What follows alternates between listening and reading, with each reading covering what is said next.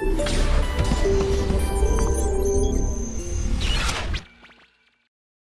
highly delighted to welcome us to this summit on 2021 hacking predictions and prevention, security strategies to enable the remote workforce.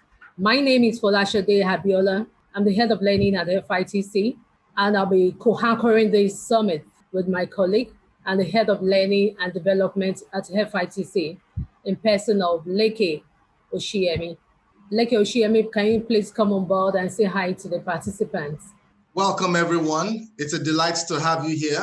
It's a wonderful day, beautiful day, and we are in for a wonderful program. All our faculty members are here, and every one of us, we are all here at this wonderful occasion, hacking prediction and prevention security strategies to enable the remote workforce.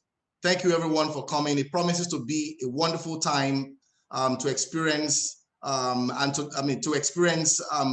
faculty members and to enjoy a learning session where we learn strategic information, ideas, and even opportunities in our fields. Thank you very much for joining us.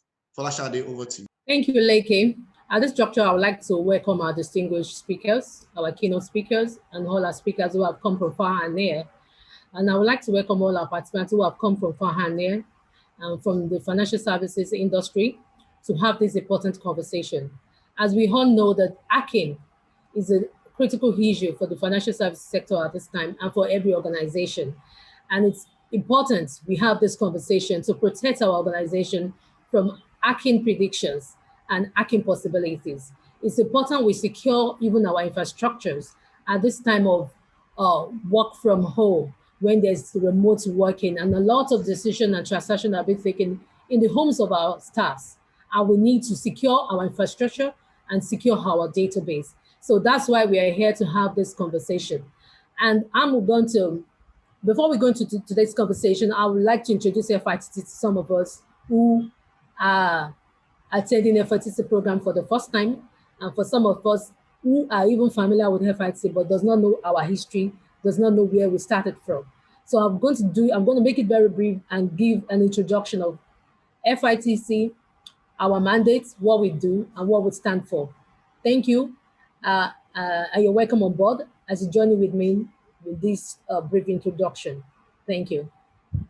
Interestingly, FITC was actually established in 1981, and that's going to be 40 years. FITC is going to be 40 years this year. But we are actually established as a not-for-profit organization. But what emanates, why did FITC come on board? It was due to Okigbo panel's recommendation in 1976, because the federal government of Nigeria actually established a committee to stabilize the financial services sector in Nigeria in 1970s, and the Okigbo panel committee came up with a recommendation that should be a financial institution that bridge the gap in the learning capacity, in the women capacity development in this sector. And that's why FITC has been in existence. However, FITC mandate has expanded over time, and we are reaching out not just to the financial service sector alone and to non-financial service sector. And in FITC, what do we actually do? We have 3 strategic business department in FITC. We have FITC Learning, we have FITC Consulting, and we have FITC Insight and Public Advocacy. In FITC Learning is a very big learning and development is a very big department in FITC with different business units. We have 2 strategic units within the learning and development. We have the learning and we have the corporate governance unit within FITC Learning and Development. And in FITC Learning, what do we do then? We run customized programs, which is called tailor learning programs. And we run open programs as on-site and as virtual. And at the same time, we run business impact summit series, that's where we are learning. And we also organize program for future of work. So we have an academy for future of work in FITC Learning. While in our corporate governance and strategic department, partnership department. We have board leadership units within that department, and we have senior executive programs. And the last unit we have is a strategic partnership unit, where we collaborate with reputable organizations to run learning programs. And that's what we do at Learning. And FITC Consulting and Advisory, we're into strategy, and we're into performance management, and we're into technology advisory, e-recruitment, and board evaluation. We do a lot of evaluation programs, board evaluation at FITC Advisory. And at FITC Insight and Public Advocacy, we're into public advocacy, and we're into research advisory, and we do a lot of publications. We have library, Pius Okigo's library, which we run both virtually and on site. And we do a lot of survey for the financial service sector and non-financial service sector. So we release publications from time to time on updates on issues that deals with the economy and that deals with the financial services sector. And that's what we do at FIT's Insight and Public Advocacy. So I would like you to watch this short video with me that talks about FITC. In a rapidly changing global economy, knowledge has become a key differentiator. Knowledge is considered an asset, the source of competitive advantage and key to business success in today's dynamic and fast-paced world. FITC is a world-class innovation-led knowledge organization committed to leading the advance in knowledge content that are creatively designed to strengthen the Nigerian financial system. Through technology-driven capacity building and advisory solutions, FITC equips industry talent for optimum performance. Through a clear vision, strong values, and quality people, FITC builds upon the success of our member firms, which are the Nigerian Bankers Committee, the Central Bank of Nigeria, the Nigeria Deposit Insurance Commission, and all licensed banks in Nigeria. We continue to expand the frontiers of knowledge within our primary ecosystem in Nigeria and beyond the African frontiers. With a global focus, our innovative FITC e-learning and thought-leading programs permeate all continents of the world and top corporate organizations, impacting and shaping thoughts amongst C-suite executives, as well as senior and mid-level leadership. We create, curate, and disseminate knowledge solutions that support the strengthening of skills across sectors. In our FITC advisory portfolio, we equip leaders and companies with knowledge-based research, demonstrating our understanding of the complex business challenges they face. Also, at the core of our advisory services is the development of cutting-edge strategies that convert opportunities into value, stimulate organizational growth, and improve overall business performance. Our culture of excellence mobilizes and binds our people together with shared purpose and values that define and reflect in everything we do. FITC, leading in knowledge through innovation and technology. Come journey with us. Thank you very much. You can see where we came from. You can see where we are, that we are now innovation-led institution. So let's go to the meat of this summit, why we are here. So before we do that again, I'm going to introduce our speakers. And I'm going to start with our keynote speakers to read a citation. I believe you can see a citation above, so I'm going to go straight to that. Menny Barzilay is an international renowned cybersecurity expert.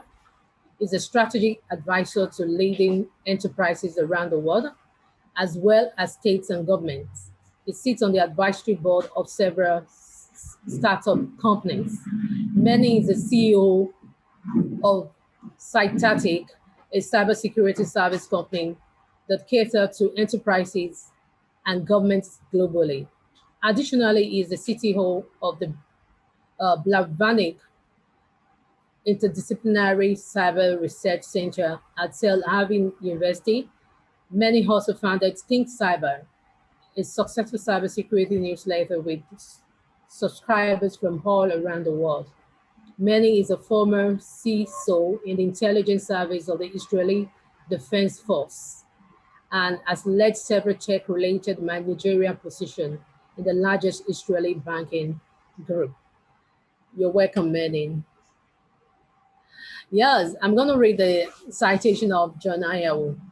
John Anyanwu was a partner, cyber and privacy at KPMG, Nigeria. John holds a degree in electrical and electronic engineering from Federal University of Technology, Owerri.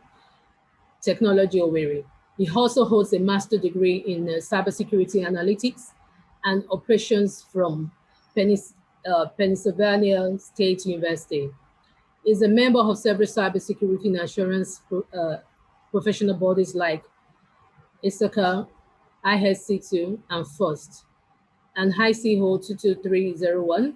Lead auditor is certified information security manager, certified information system security professional, is certified data protection solution engineer, and certified information system auditor.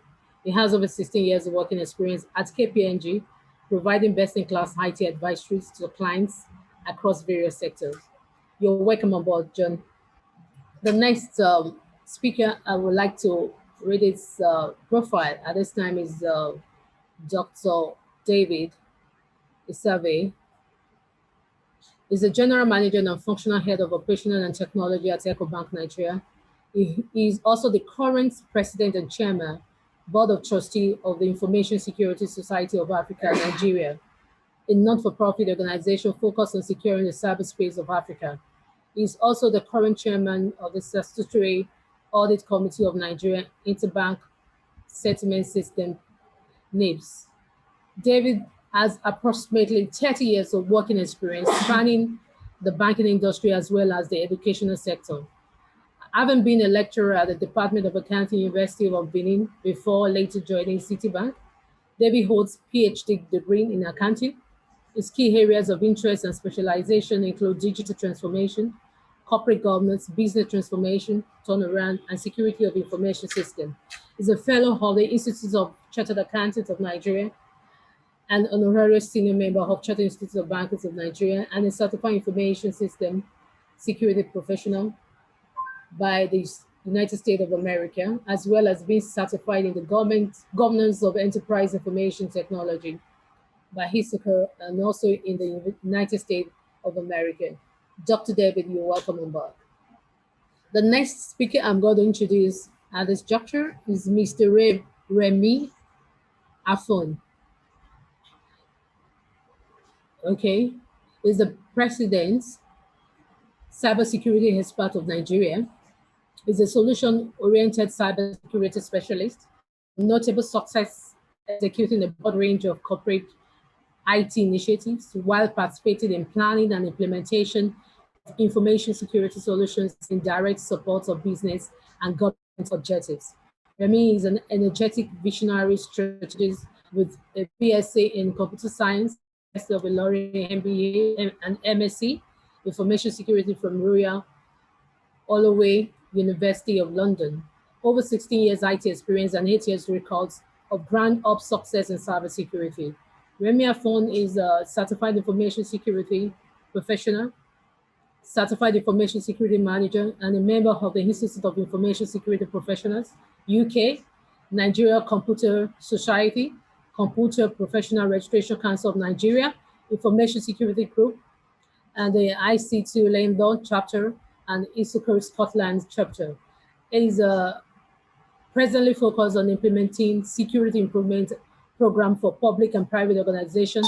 After years of working in core security operations, Remi is a member board and trustee of Cybersecurity Experts Association of Nigeria and executive director, a UK bank cybersecurity company.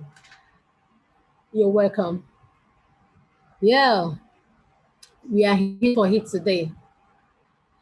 So I want to introduce another speaker now. Sebastian is a business solution consultant with over 18 years experience in information technology and the telecommunications industry, spanning across project and program management, business development and sales, strategy and business modeling. He's a highly disciplined professional with extensive technical and business experience within Nigeria and the West African market. Sebastian is currently the business manager of Frontier in West Africa, and with a focus on expanding the sales revenue and growing the business partner ecosystem.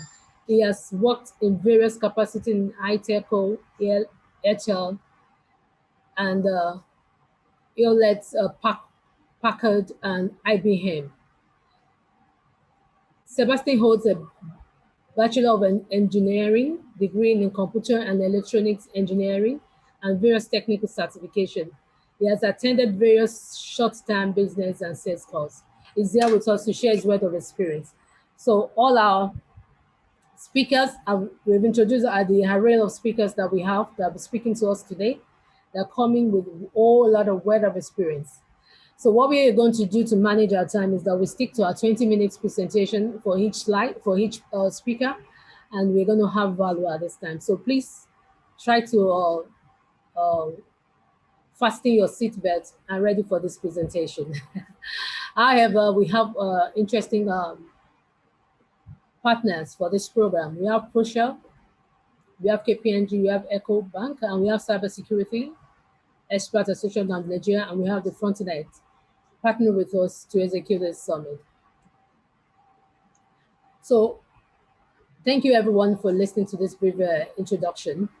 At this time, let me share my slide.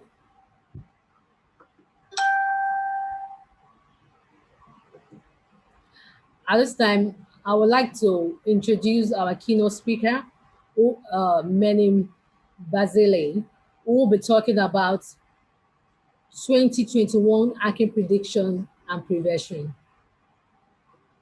You're welcome, Menny. Thank you so much. I'm very, very happy to be here. Thank you for organizing this event. I'm proud to be part of this amazing panel of people, other amazing speakers. We're going to talk about a lot of things. Let me share my screen with you. Share the screen, share the sound, screen 3, and share. Perfect. So I'm going to talk about a lot of things. I'm going to talk about a few things that happened during 2020 and how and what they're going to tell us about 2021 and the future. You already heard about me. You know what I do. I'm not going to spend your time going through this. Just maybe one thing or two small things. I'm a partner at a company called Cytactic. We're doing a lot of things, but the best thing, the one thing that we're very good at is cyber crisis management and readiness. So we work with companies when they are getting hacked. We are managing the incident for them. We're managing the forensics, the legal, the PR, the HR, negotiation, everything A to Z. So some of the things that I will tell you are based on those incidents that we saw, and we work with companies all over the world. We help those companies. So some of the things that I will tell you are based on those real live stories. If you want to hear more about me, you want to keep in contact, you want to join my newsletter, which is free, whatever you want, everything is on my website, mennyb.com. Feel free to join. So we're going to dive in. I was asked by Maze, which is a newsletter website in Italy, to write a paper about the things that COVID-19 taught us on cybersecurity. And I wrote 3 points, and point number 1 was she happens.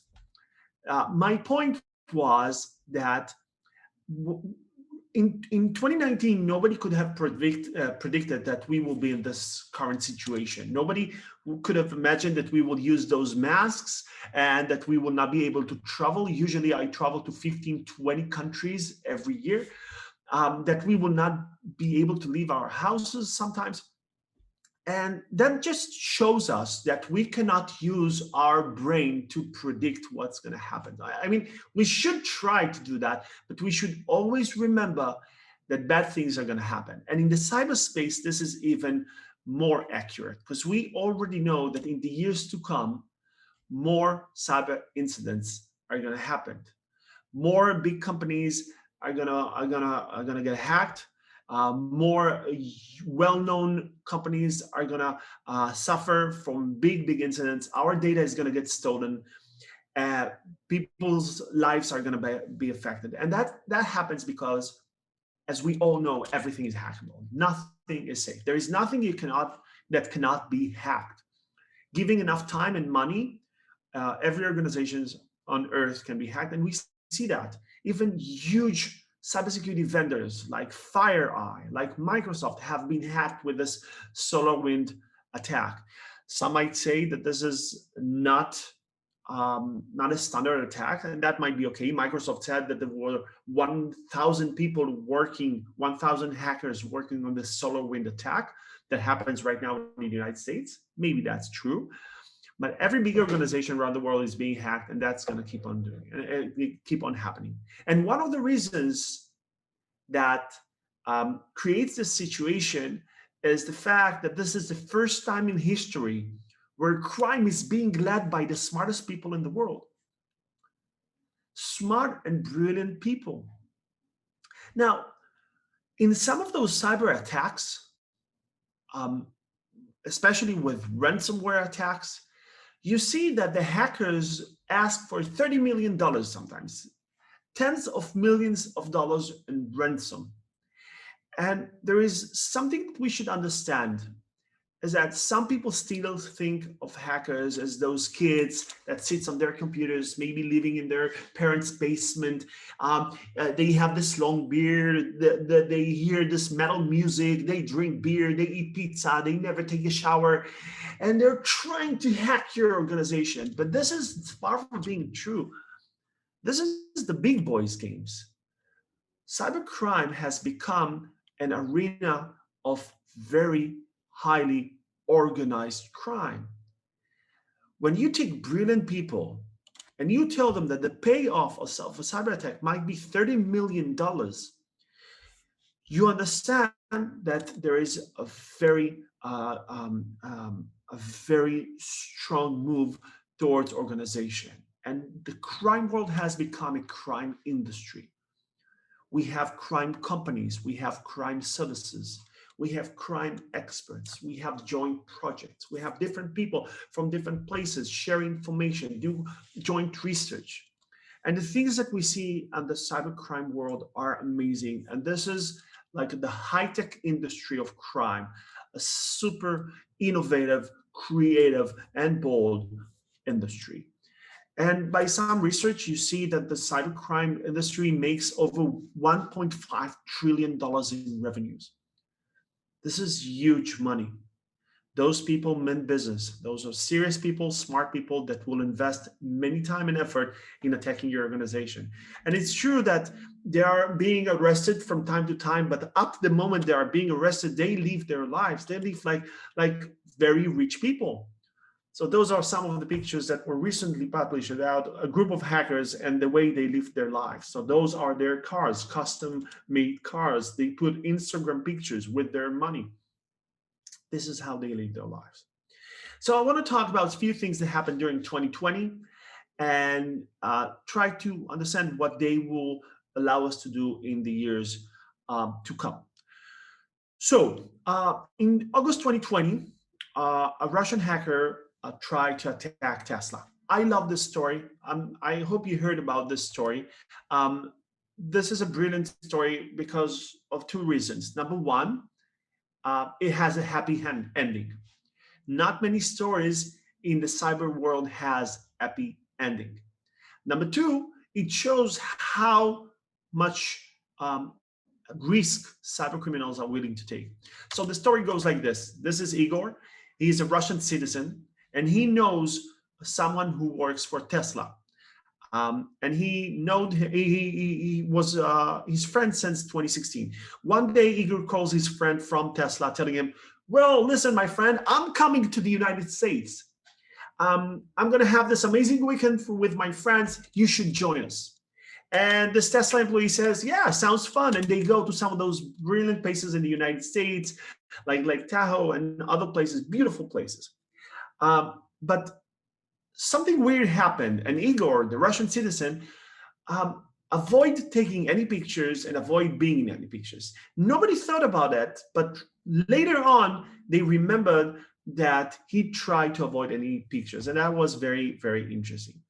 At the end of this vacation, Igor comes to his friend from Tesla and he says, Well, you know, my friend, I have an offer for you. I know some people who will be willing to pay you a lot of money if you are willing to do one small job for them. And the Tesla employee asked, okay, how much money?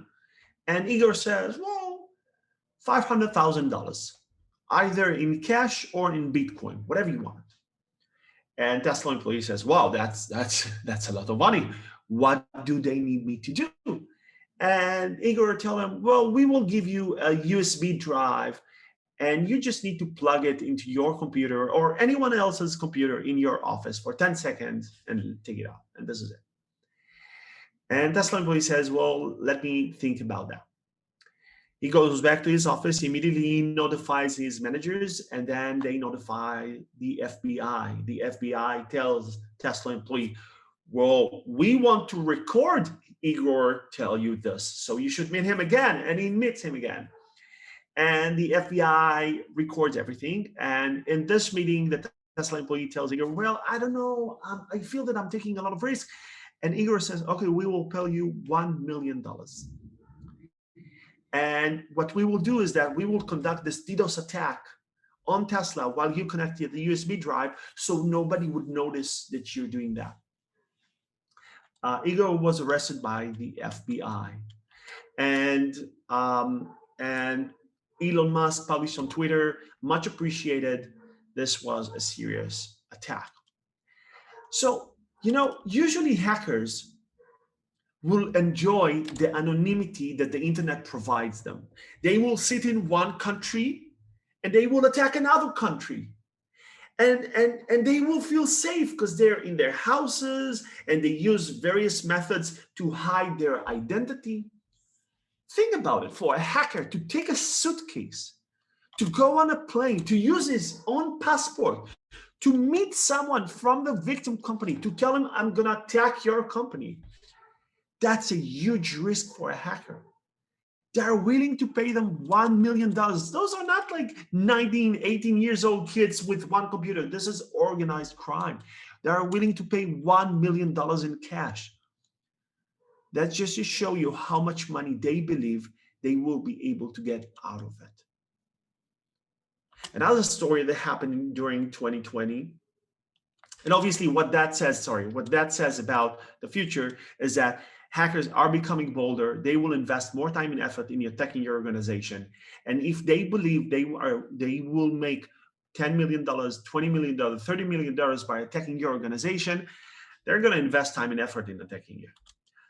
Number two that happened during September 2020 is that a woman killed in Germany, and they said that a cyber attack killed her.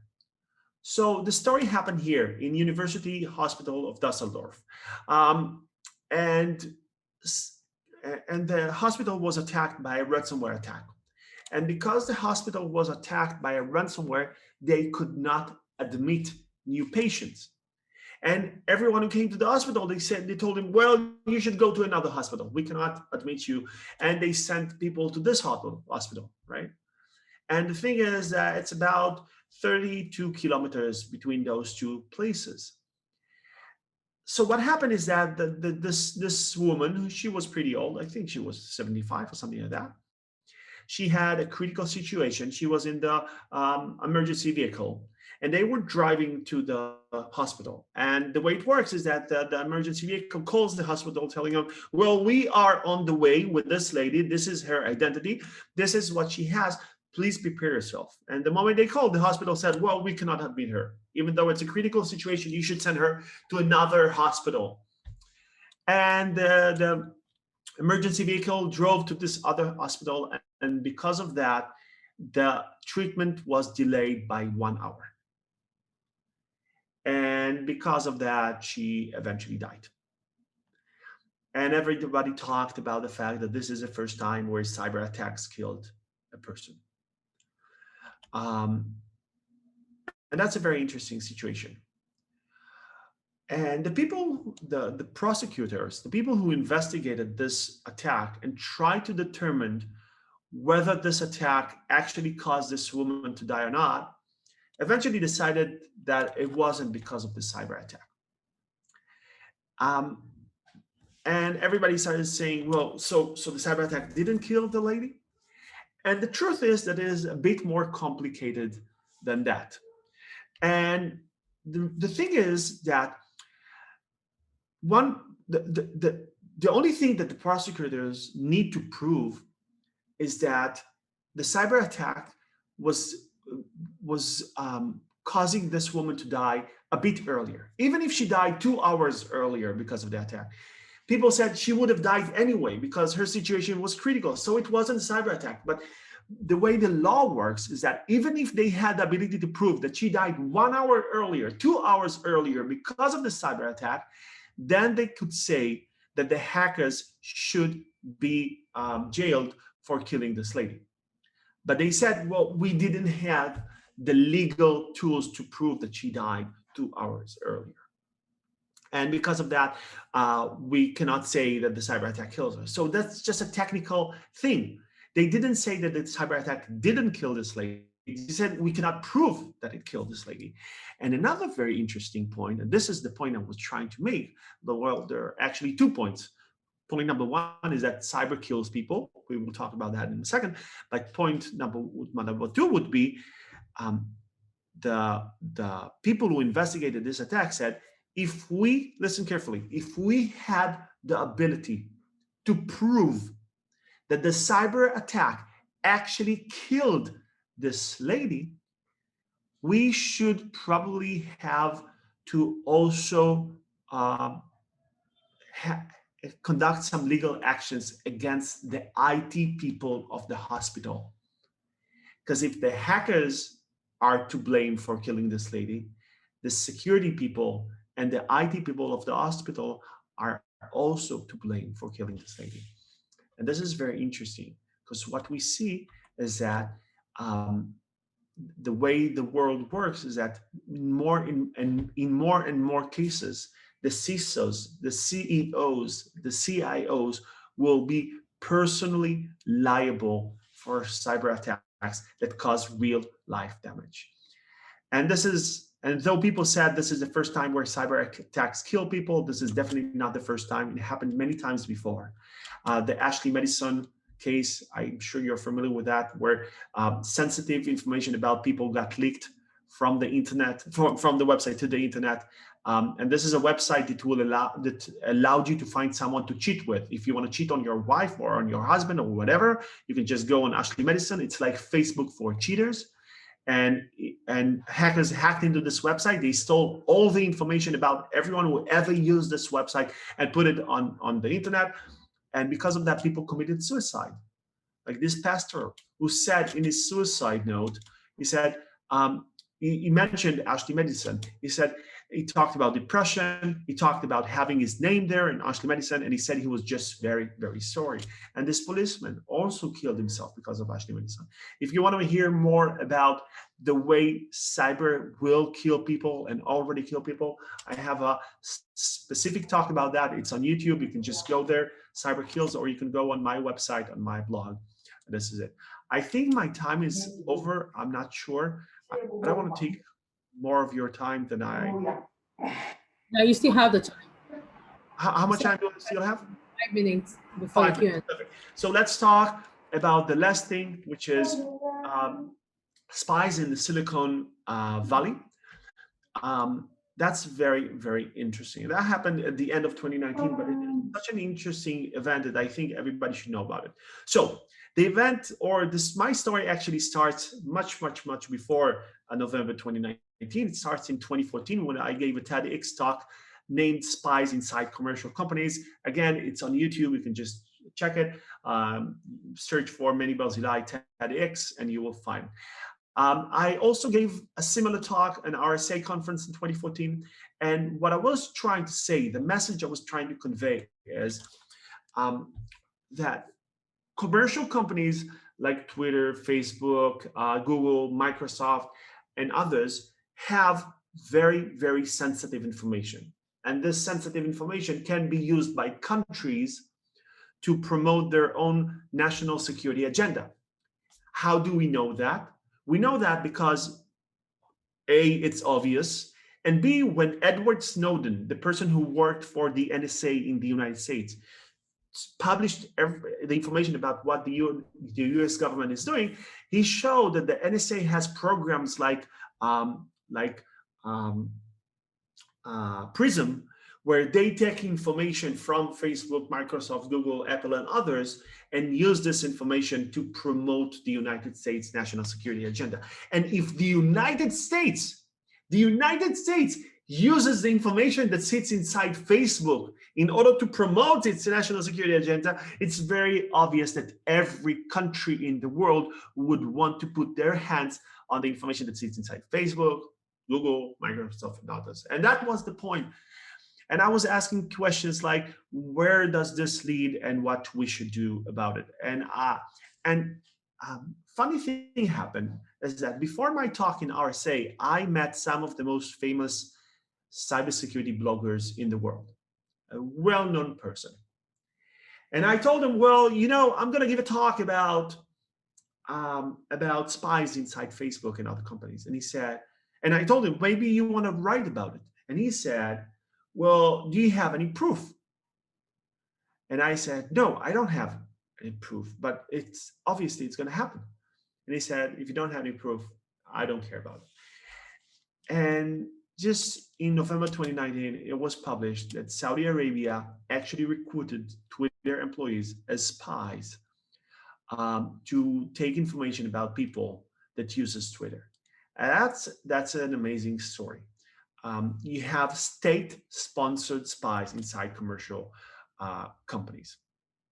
And they use information about more than 6,000 people. And we have a problem here because the moment you take commercial companies and you make them actors inside the cyber warfare games, there's a problem because those companies, their goal is to provide services to the people.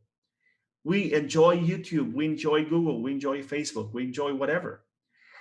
And the moment you force them to collaborate with governments, you destroy our ability to use their services. And there is a big problem there. Those companies were not built to provide intelligence. They were not built to help governments. They were built to provide services to people. And this is something that's going to happen more and more. People are going to suffer. Companies are going to suffer from those attacks. I want to jump to the end of my presentation because my time is almost up.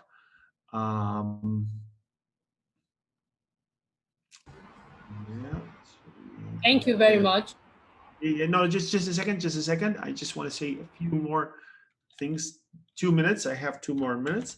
So where do we go from here? It's all about trust. We have to work together to create trust. If we want to create a safer future, we have to work together. This is not a competition, this is a boat, and we're all in this boat together. So sharing information, sharing ideas, working together, asking questions, challenging assumptions, this is something we should all do. People ask me a lot of questions. I ask people a lot of questions. If you want to contact me, if you want to ask something, this is my details, this is my email, this is my website. You can find me on Google, on whatever you want. So thank you so much, FITC, for having this event that allows us to share information, ask questions, and work together. I think this is very, very important for the future. This is it. Thank you. Wow. Thank you very much, Menny. This has been a very, very insightful session for me. I'm not an IT specialist. I'm just a human capital learning and development person. But in the last 25, 30 minutes, I'm totally wowed. I'm totally informed. I'm totally inspired. And I'm also totally scared to see the state of things globally. I mean, bad things will happen. That's a good news and a bad news at the same time. Hackers will hack. That's something we must all be aware of. Everything is hackable. That is scary. Google, Microsoft, banks are being hacked every now and then. And somebody just, it's even a bragging right that hackers go out there and say, I am gonna hack you.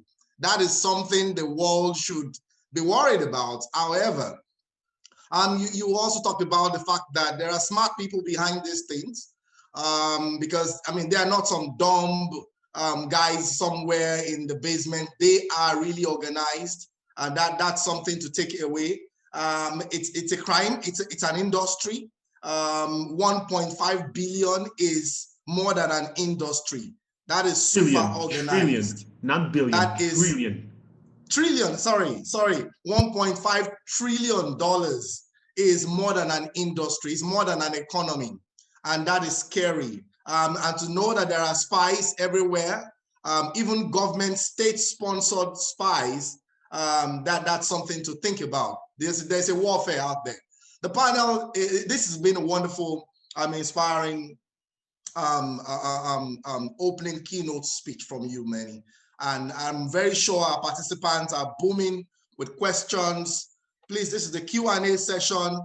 It will be nice to have the floor now with the questions. Great presentation, everyone. I thought I was going to get a lot of e-claps. Please, let's have the e-claps coming, please. E-claps for Menny. E-claps for Menny, please. Thank you. Someone said this is frightful. Fantastic, with some scary and frightful content. And someone said this is a fantastic presentation.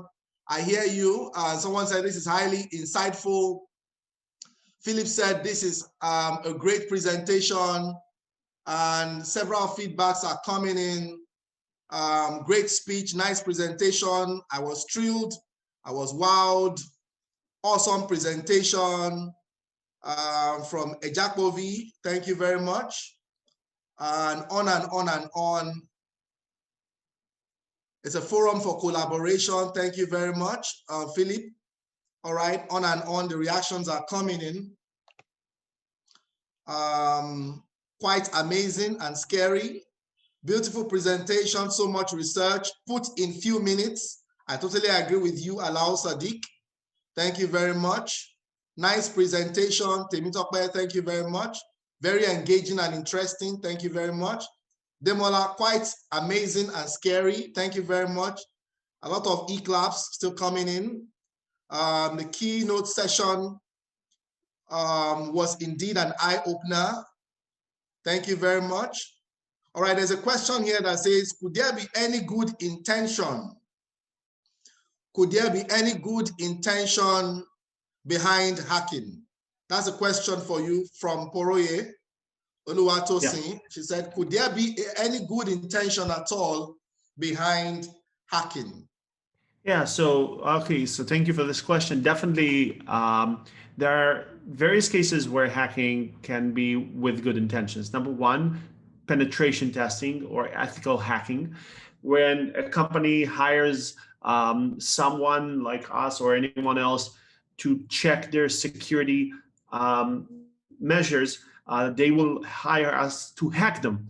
So this is called ethical hacking, penetration testing, and this is with good intentions. Okay, we're trying to help the company, obviously. Another thing to remember is that everybody, or most people, think that they're the good guys. So if you're in one country and you attack another country to steal intelligence, you believe that you're the good guy and you believe that you're doing that to help your country. So I would say a big part of the hacking hacking events that we see there are being done by people that believe that they are the good guy. Obviously not the criminals or they're using ransomware and other people. Even them, sometimes they think that the world is not fair and they should have more money. But in many cases, state sponsors hackers usually believe that they're the good guys and they're doing things in order to do good for their own citizens. Well, thank you very much, Menny, for that answer. So, I mean, it becomes a matter of consciousness and the conscience for a lot of people. Some will hack you to say, you know what, I'm hacking you for your own good. Some will say, you know what, I'm hacking you to take back what you took from my forefathers. Some will say, you know what, it's not fair that the rich are rich and I'm the Robin Hood. I will hack you so that I can take the money and give to the poor. And all kinds of reasons why this is done. But then our organizations must seek ways to protect ourselves. And that is why I'm going to the next question here that says, what should organizations do in the immediate to mitigate cyber threats while still harnessing the benefits that technology has to offer organizations in this COVID era? Please, all our participants, I want to implore you to please use the Q&A box. Use the Q&A box. I will not be able to see your questions in the chat box. Please, let us use the Q&A box so that I can trace and track your questions, and then give Manny here will be able to give us the answers. All right, so what should organizations do in the immediate to mitigate cyber threats? They should hire me. No, I'm just kidding. I'm just kidding. Well, the thing is that this is a good question, but when talking about being secure today, we need to understand that it's not just about mitigation cyber attacks. You need to have three things. You need to have the ability to stop, to mitigate most of the attacks, but you also need the ability to detect attacks very well, because you cannot stop 100% of the attacks. So you should be able to detect those attacks that you didn't stop very, very fast and respond effectively. If you know how to do those three things, you are considered to be secure. Prevent most of the attacks, detect those attacks that you didn't stop, and respond effectively. This is something that we should be very good at. And basically, we visit a lot of organizations around the world, what you usually see is that with preventions, organizations are pretty good. Prevention is straightforward. You put firewalls, you put antiviruses, you put deep scanning systems, whatever it is, it's pretty good. Organizations are not that good with detection of threats, and definitely, usually they are bad with response. And if I had to say one thing that you should definitely do, which is a quick win, is that invest in improving your cyber crisis response capabilities. We work with organizations all over the world with cyber crisis management. And what you see is that sometimes organizations invest huge amount of money in cybersecurity. But the moment something bad happens, they don't have any clue what to do. Things collapse, and they are not prepared to deal with a crisis. So if you just had to do one thing without knowing your organization, without scanning anything, I would say probably a problem that you have is that you're not very good with cyber crisis management. Invest in that. Hire a company like us. Anywhere around the world, there are a lot of companies like that. We would be more than happy to help, but you can find other companies as well that would provide you with cyber crisis management services. Well, thank you very much, Menny. I hear you correctly. It is beyond the firewalls. It is beyond the antivirus. We must have policies and systems in place to respond when there is hacking, because again, we are all hackable. And when this happens, how do we manage? How do we deal with it? And that brings me to the next question here that is asked by Charles Otobo. And the question says, is there any special way to know if your private details have been hacked on social media or when using international online payments? Is there any way, will there be footprints? For example, I say, our information is out there on social media. We've all lost our privacy. But is there any way I can know to what extent I have already been hacked? To what information have I lost? Okay, so the answer, I'm gonna put something on the chat box. So I added a website on the chat box now. So everybody on the chat can see this website. If you're not familiar with this website, you should definitely know it. Have I Been Pawned? This is a website that will allow you to put your email in and see if your data was compromised. Wow. And obviously, most people will find their data there. If I put my emails there, they're usually, I see that my email was as part of a lot of breaches. So for example, I had a LinkedIn account, I have a LinkedIn account, and when LinkedIn got attacked, my email was also leaked.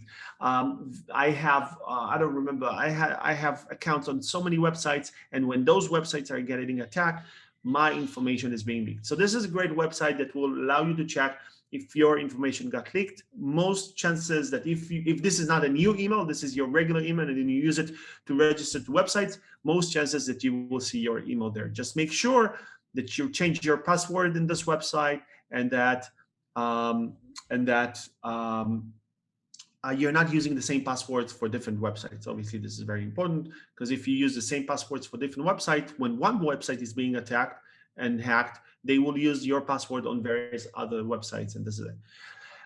With regards to credit card theft, I wouldn't be very scared about that, because the credit card companies are very good, usually are very good with identifying cases where the credit card numbers are being leaked. It could happen, but definitely this is not your biggest problem right now. And the bottom line is that there is no way to be 100% sure if your information got leaked. I mean, if you know that it got leaked, then there is 100% probability that it got leaked. But if you don't know, you can never be absolutely sure. All right. There's a question here by Badamosi. It says, hello, Menny. Please, how do we protect sensitive information handled and stored by third-party vendors? How do we protect sensitive information handled and stored by third-party vendors? So that's a big question, and there are a lot of things that you should do. It starts by the way you have the contract with the company. You should have there the fact that they must tell you if they have a cybersecurity event that might risk your information, they should notify you immediately. And they should collaborate with you to investigate what happened. And people forget to put that. And when something bad happening there, for one of their third-party suppliers, usually this third-party supplier will not share information, will not work with you. So yeah, definitely put that inside in the contract. Number 3, make sure that the supplier deletes the data the moment they don't need it anymore. So reduce the amount of sensitive data that they hold. Make sure that they sign a document saying, yeah, we deleted all your data. So even if they're getting hacked, the amount of data that will be leaked is small. Make sure you reduce the amount of data that third-party suppliers have. Have the system that allows you to scan those third-party suppliers. We have a great company in Israel called Panorays. They're doing third-party supply chain management.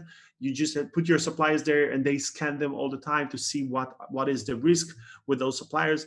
This is also great.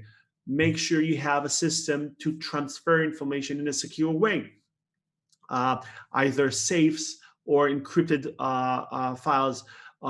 Use RDM or something like that will allow you to manage who has access to what. And if you can avoid sharing information, like if you need to show your supplier something, you can just have this Zoom event and show them the information via sharing your screen. This way they don't have the information, but they watch this information. And when the Zoom meeting ends, they don't have this information with them. So there are a lot of things. Those are just a small group of things that you should do in order to manage your third-party supply risk. Thank you very much, Menny. Anything that is forwarded by email that is sent online is all already hacked. So we should just be very careful just to show something that, and then use encrypted files. You know, I was reading something last night as we were preparing for this. Do you know, Menny, and you already know this, the most used password on the planet is the word password. Isn't that amazing? Yeah, There's a question here. Emeka said, my Verve card was once hacked through the Lumia Pay website, and nothing could be done about it. I lost all my money in that account overnight. The fraudster used it to buy gift cards. Now, who would I have held liable? So I don't know what Verve card is. Maybe it's a well-known thing in your country, but I'm not familiar with that. That's like a credit card or something like that. If your credit card got stolen or your account got affected by some kind of a credit card fraud, it depends. With regards to liability, it depends. If sometimes it's the credit card company who is liable, sometimes it's the store where you use this card is liable. Sometimes it's the people who allowed this person to steal your information. So if I'm a criminal and I steal your credit card and I go to another store to, I don't know, to buy a TV with your credit card, so sometimes this store is liable because they allowed someone with a fake credit card to buy a card. So it depends, but definitely you should go to the company that issued the credit card, and they should compensate you, because it doesn't matter who's liable. With regards to you as a customer, they should give you your money back. Thank you very much, Menny. Folashade, how are we doing with time? Can we take one or two more questions, or we're moving to the next segment? Let's move to the next segment. Menny is still here with us, so he can take that question during the general Q&A. So you'll stay available here, sir. So let's move in, because we are ready. We spent 1 hour. This 12:05, we need to save a whole lot of time. Thank you, Menny. We are still coming back to you with a whole lot of questions. You can see we have 11 questions, and you've answered maybe 4 out of the 11 questions. So there's still other questions to be answered after this session. So thank you for that keynote address. It was very insightful, and thank you. So we need to move to the next presenter who's going to be speaking to us, and we have already introduced him. So we're going to have Dr. David, who is the president of Information Security Society of Africa, Nigeria. We're talking on the cybersecurity implication of working remotely, security strategies to enable the remote workforce. We welcome on board Dr. David. Thank you. And please, all speakers, please don't go. We are still going to have our group photograph. We're going to have group photograph. And it's good I let you know, as you're dropping your question during the Q&A, you can unmute yourself and you can come on board and speak during Q&A. So you're welcome, Dr. David. Are you there? I would like to inform everyone that as part of the presentation, we're also going to take in a few poll questions as we go along within the course of the next 20 minutes. I would like to thank the organizers, FITC, for this excellent initiative, for this FITC Technology Summit. It is indeed a good thing to do, a good thing to have in this environment as part of capacity building, as part of training, as part of awareness. Whatever it is that we know or we used to know, it's important to have a refresh all the time. So this is excellent. This is very, very good.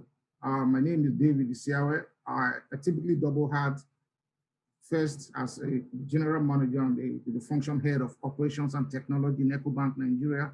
And I'm also the current president and chairman board of trustees of the Information Security Society of Africa in Nigeria. And I'll be speaking very briefly about the security implications of working remotely and a few strategies, security strategies to enable the remote workforce. This slide looks at essentially the key outline of the topics or key issues that we'll be talking about. I'm sure we're all aware that almost every country on earth has experienced some form of lockdown in the last 9 to 12 months. Different levels of government, federal, state, local government, imposing stay-at-home orders, and in some cases, curfews. In some environments, they were even enacted into law, and so on and so forth, all because of the COVID-19 pandemic. It is also a clear fact that unemployment has surged, and economic recovery is a bit of a problem. A lot of companies are reporting losses. Not sure how many of us saw the numbers by Accor Hotel a few days ago, 2-3 days ago, about $2.2 billion, loss for the year 2020. That was typically unthinkable. The pandemic has created shock waves across the whole world, clearly. However, one thing that has come out of it is a significant migration from brick and mortar to the digital space. And so a lot of people now have to work from home. What this means, therefore, is that there's a lot of pressure, significant pressure on technology infrastructure to support this new way of life, because it is actually the new normal. And we also know that the bad guys follow the money. In those days, they used to carry guns and ambush bullion vans across different cities in Africa and across the world.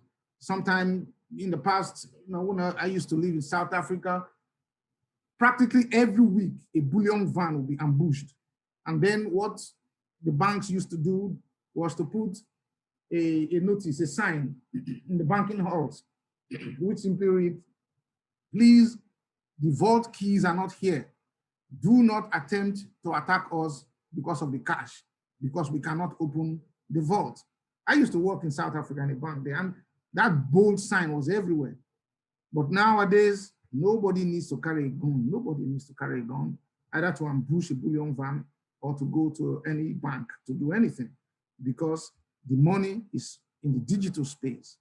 And so the bad guys follow the money in the digital space as well.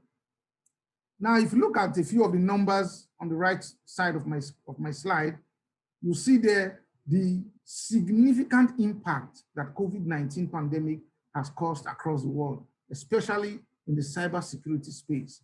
What we have, for instance, the United States Chamber of Commerce, did a report or a study with the FICO, and they issued a special report on cybersecure remote working during COVID-19. And the study found out that we now have about 240 million malicious email messages per day. By any standards, that is humongous.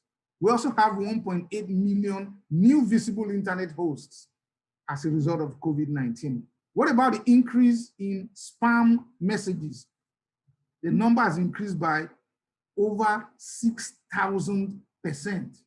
In fact, in April last year, Google announced that they were actually truncating, they were blocking over 18 million email messages that were specific spam, COVID-19 spam messages every day. That was Google alone. But everything is not bad news. As you can see, there's over 700% spike in the adoption of cloud services. But still on the bad side, we have an increase in all manner of URLs that are malicious of over 260%. So you receive those spam messages, and once you click on the link, done, that's it, you're gone. Everything about you will be taken, your IP address, your location, critical data, and then your system or device becomes more or less like an operating point for the bad guys. And from there, they are operating. So it's a big issue. And the study also found out that the United States itself is a top location for spam and malware detection across the world. From all that we've heard, we can see there that there are significant challenges arising on the cybersecurity space attributable to the COVID-19 pandemic. I've mentioned already, there's a significant movement towards working from home. So about half of the world's population, the working population, now work from home. And then the technology security professionals, almost 80% actually would prefer to have working from home as a norm going forward. There is a concept of bring your own device, which has been reported to have spiked significantly, almost 16%. But I prefer to call it DYOD instead of BYOD. DYOD therefore stands for deploy your own device.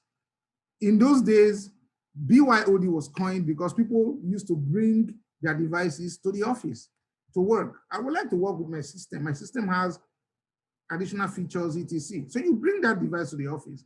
But with COVID-19 pandemic, you don't have to bring your device to the office. You deploy your device right at home where you are. So that's why I call it DYOD. And that has created, like we mentioned and saw in the previous slide, all manner of vulnerabilities, all manner of challenges, especially on the security front, which also dovetail into technology investments. Huge investments are now required to ensure that the workforce can be properly enabled to work in this new normal. And like I mentioned earlier on, ladies and gentlemen, I said I will be having a few poll questions as we go along. So at this point in time, can we please take the first poll question? The first poll question, please. So can we all see the first poll question on the screen? Yes, we can. Excellent. So we'd like participants to vote, please. The question says, do you want remote work to continue as a culture post-COVID-19? If your answer is yes, you say yes because it offers better efficiency and productivity, or if it is no, because working tools are not provided, or no, because there's lack of face-to-face interactions, or no, because connectivity and power are a major drawback. So we have barely 20 seconds for this, please. Just pick one. You can only pick one answer.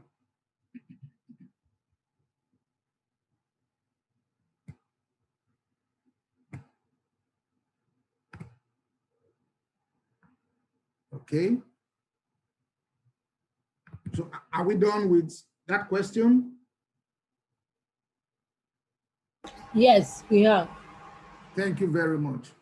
Now, it is very important for us to understand different types of cyber attacks that we see, both in Nigeria, in Africa, and across the world. Due to the expansion of the workplace borders, which we have now seen, the corporate walls, the heavy firewalls, and the huge technology infrastructure in organizations have now extended to the homes of people. Therefore, very sensitive confidential information is now available on people's devices at home, and anyone who walks into their rooms can actually have access. That is a major issue. What about the machines and devices that are used to connect? A lot of those home devices, that's why I call them DYOD, deploy your own device. They are not hardened. They do not have the security policy of the organizations embedded in them. So all of the required setup that every system must meet, because every corporate organization typically has a set of standards that must be met, security standards by every machine, laptop or PC, as the case may be. Now that is not happening. What about logs, event logs or security logs to show who did what and when in the event of an incident?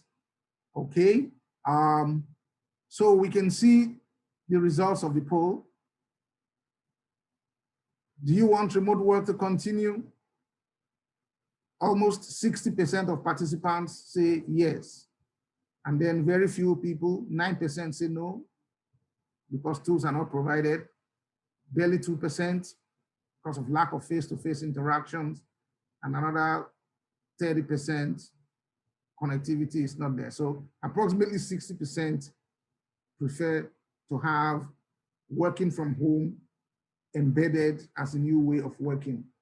And ladies and gentlemen, that actually tallies with recent studies that have been conducted, both by the American Chamber of Commerce, by Expert Edge, and other organizations like the ISC Square, as well as ISACA. They have all confirmed from various studies that people would like to continue to work from home. Even McKinsey and Gartner, their studies also show the same thing. So congratulations to all those who answered yes. So let's continue with the presentation. The machines, yes, we're talking about the machines are not hardened. They don't have the required security setups or configurations by the organizations, absence of logs, either event logs or security logs. And then insider collaboration. This is a major problem, insider collaboration. Now it is actually easier for people to collaborate with criminally minded people, with cyber criminals, because everyone is at home and the employees either disgruntled or, like Menny had mentioned earlier on, the employee wants more money and so on and so forth. So they can all sit down and be interrogating sensitive corporate information and data.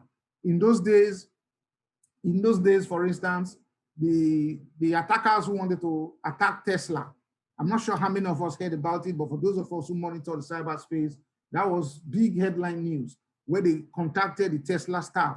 In those days, you see, they were going to send him a disc and all that. Nowadays, you just go to the man's house as a friend to go and drink. And then on his PC, you just wait. You don't need to give him anything. He signed on, and then he goes to the bathroom. He doesn't lock his system. And the gentleman is waiting patiently. If he does that, and I can assure you, if the cyber criminals do that for 1 week, 2 weeks, 3 weeks, they will have a small window of 2 minutes to access the device from which the employee is connecting to the corporate network. And that's it. They can just throw in the malware and the problem will be a very big one. So typically, in the information security space, we have the 3 key targets, 3 key pillars of the entire infrastructure: the availability, integrity, and confidentiality of information and systems. These are the 3 key targets that can be attacked. And underneath those items that you see there, we have outlined a few key attack types, like business email compromise attacks. These are extremely common. And for those, again, who are monitoring that space, you would have noticed that during this month of February, the Invictus fraudster, the Invictus attacker who was using this methodology to attack all kinds of clients and making a lot of money, was sentenced to 10 years imprisonment in the United States. And then you have password-related or targeted attacks using remote access Trojans. And then phishing, spear phishing, whaling attacks, all happening, especially now that we have COVID-19. And you saw the report there, 240 million messages, all phishing type messages. And then Google has over 18 million COVID-19 related phishing messages every day. And then the spear phishing that attacks specific individuals. And then some cyber criminals, they don't go for small fries, they don't go for small amounts, they don't go for small targets, they go for the big targets so that they want to hit it very big. And that relates to the whaling type attacks. What about social engineering? This is a major one that we see practically every day, every week in Africa and across the world. People make all kinds of telephone calls and pretend to be calling from organizations, and then they defraud unsuspecting victims. Ransomware attacks, that is something that is like a household name. The ransomware attack actually comes, it's a variant of the denial of service type attacks. This attack is one that is a big issue. And so from an ISAN perspective, that is the Information Security Society of Africa, we keep telling people, take proactive, preventive measures. That way, you do not need to pay any ransom. The attackers come and they attack the system, that's fine. Go back and take your backups. Go back and follow on your backups immediately. Throw in the backups, clean up the system, get back up and running. If everybody does that, ransomware attacks will disappear. But the problem is that people are not doing that. It's the same thing with kidnapping. Ransomware is more or less the digital version of kidnapping. You kidnap people for ransom. If the ransom is not paid and they kidnap more people, ransom is not paid and they kidnap more people, north, east, west, and south. No ransom is paid, and I can assure you that attack will die off. But as long as people keep paying, and then there is Bitcoin that can be used as well as other cryptocurrency, and people keep paying the ransom, then there's a problem. Third, data infrastructure attacks is another type of attack that is seen across the whole world. And then there is one that we see practically only in Africa. That's the last form of attack they call the cyber voodoo, whereby I'm sure we all know that a lot of Africans are very spiritual people. It's either the Christians or the Muslims or they're traditionalists. You hardly ever find an African who is a free thinker, who does not believe there's a God. That hardly ever happens. And so that mindset is now ported over onto the cybersecurity domain. And there's a famous story of the gentleman in white who used to come to Marina to stand in between two banks. And then we'll call all the technology staff, the young school leavers and engineers, and tell them, I am the man in white. I've covered you, go. And the guys believed him, and they were doing stuff on systems. And we found out. And then they said, look, it's a man in white. Take money from banks or organizations and give to the man in white. Travel to Abuja to see the guy, and the guy stays in good hotels and is running around the place. I hope he doesn't have a private jet, you know. So that's cyber voodoo. It's a type of attack that you find practically in Africa. And then what about the uniqueness of cybercrime? Why is cybercrime so prevalent? Why is it so common across the whole world? You know, it's as if it is a ubiquitous type of crime. It's everywhere. Why? The reason is that cybercrime has turned the essential principles of finance upside down. The first one is it is easy to execute. Secondly, the cost is very low. Okay, in finance, you teach students that when you take high risk, you get high reward, and you take a low risk, you get a low reward. You invest low, your reward dividends are low. With cybercrime, you need less than just $100, less than $100. All you need is a will to commit a crime. And with less than $100, you are good to go. And the attack space is almost $3 trillion. So you can see how attractive this space is. Almost $3 trillion. It is mind-boggling. And then to make matters worse, the cyber criminals operate in organized, very highly organized groups. They have their own languages that they speak on the ground, in the dark web, sometimes in the deep web. And then you have it is basically cross-border. Somebody can be in Lithuania, another person can be in Russia, somebody else can be in Lagos, at Uluwole, and the next man in Ikeja. And they all belong to the same group, doing things on the ground and creating problems across the world. From the slides, previous slides that we saw, given the massive shift in the digital space caused by COVID-19, research showed that by June 2020, all of the crimes, all the cyber incidents recorded in 2019 were overtaken in the first half of 2020. Now, in terms of remote working, what are the benefits? I believe that the benefits are obvious, both to individuals and to organizations.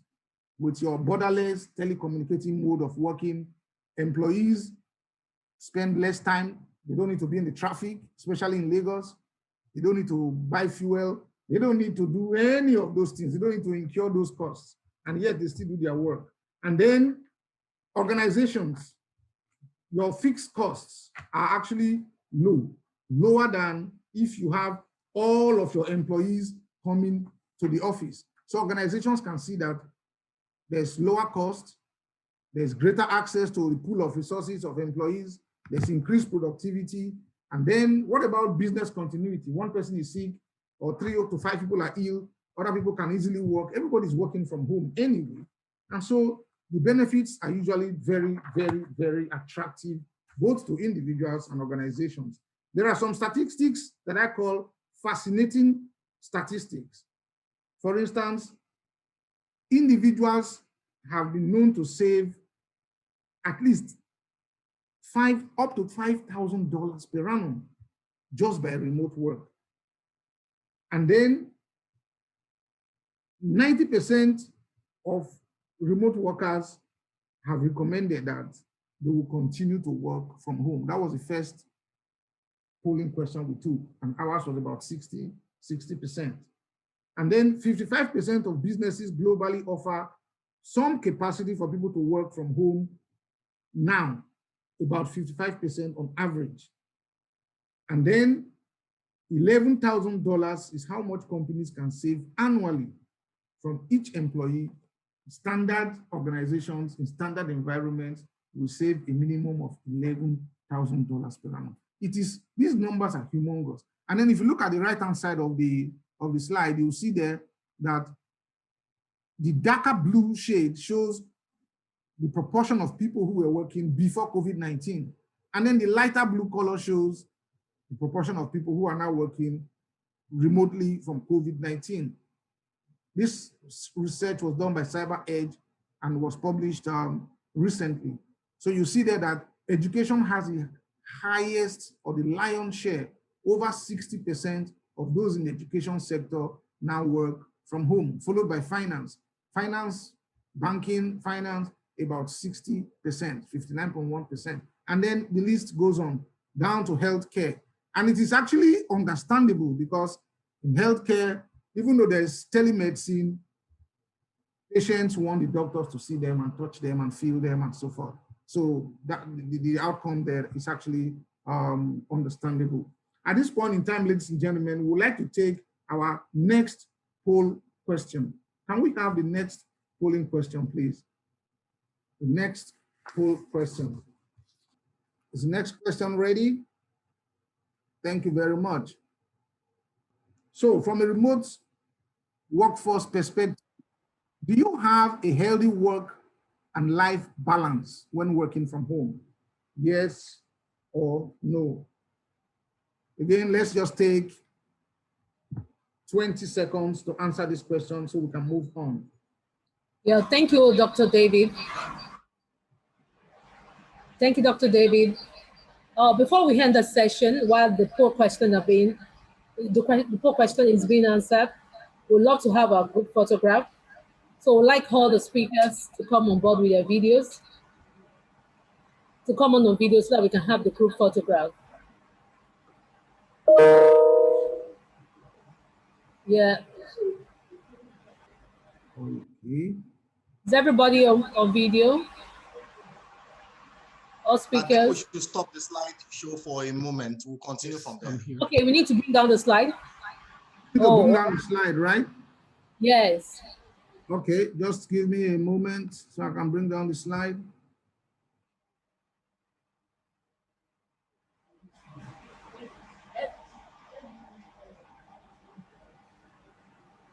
Moment.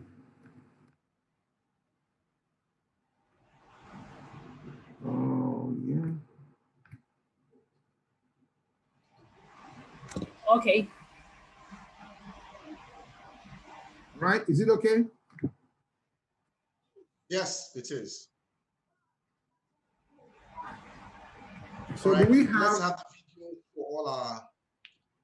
Let's have all our faculty members please put on your video so that we can take a picture. I think Menny is about to leave for another meeting.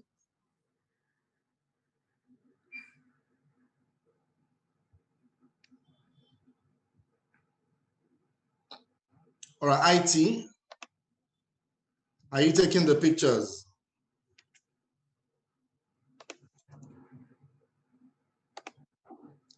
Please smile for the camera. Remi, Afon, are you there? Remi, Afon, are you there?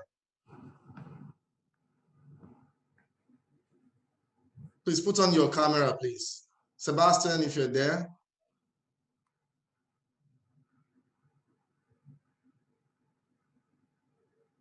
All right, IT, do we have the pictures? All right, Remi is here. Smile for the camera, please.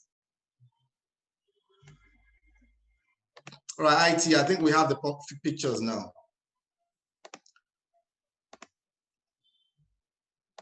All right, thank you very much, Menny. We will definitely we're looking forward to having you another time. Thank you very much. Yeah. Bye-bye. All right. Yeah, so we have 5 more minutes for this session to wrap up so that we still have 3 more speakers to take. So 5 more minutes for this session. Thank you, Doctor. All right, so can you see my slide? Yes. Okay. So we've No, okay. the result. Do you have a healthy work-life balance? And over 80% said yes. And then we have about 19% who said no. This is, again, this tallies with the results from global research and global studies. A lot of people have enhanced work-life balance. And as a matter of fact, that is the reason they always want to have working from home to continue. They don't want it to stop. But unfortunately, there is a bucket of those who, in fact, they have more work now than before COVID-19. So it's a mixed bag. Let me see, I think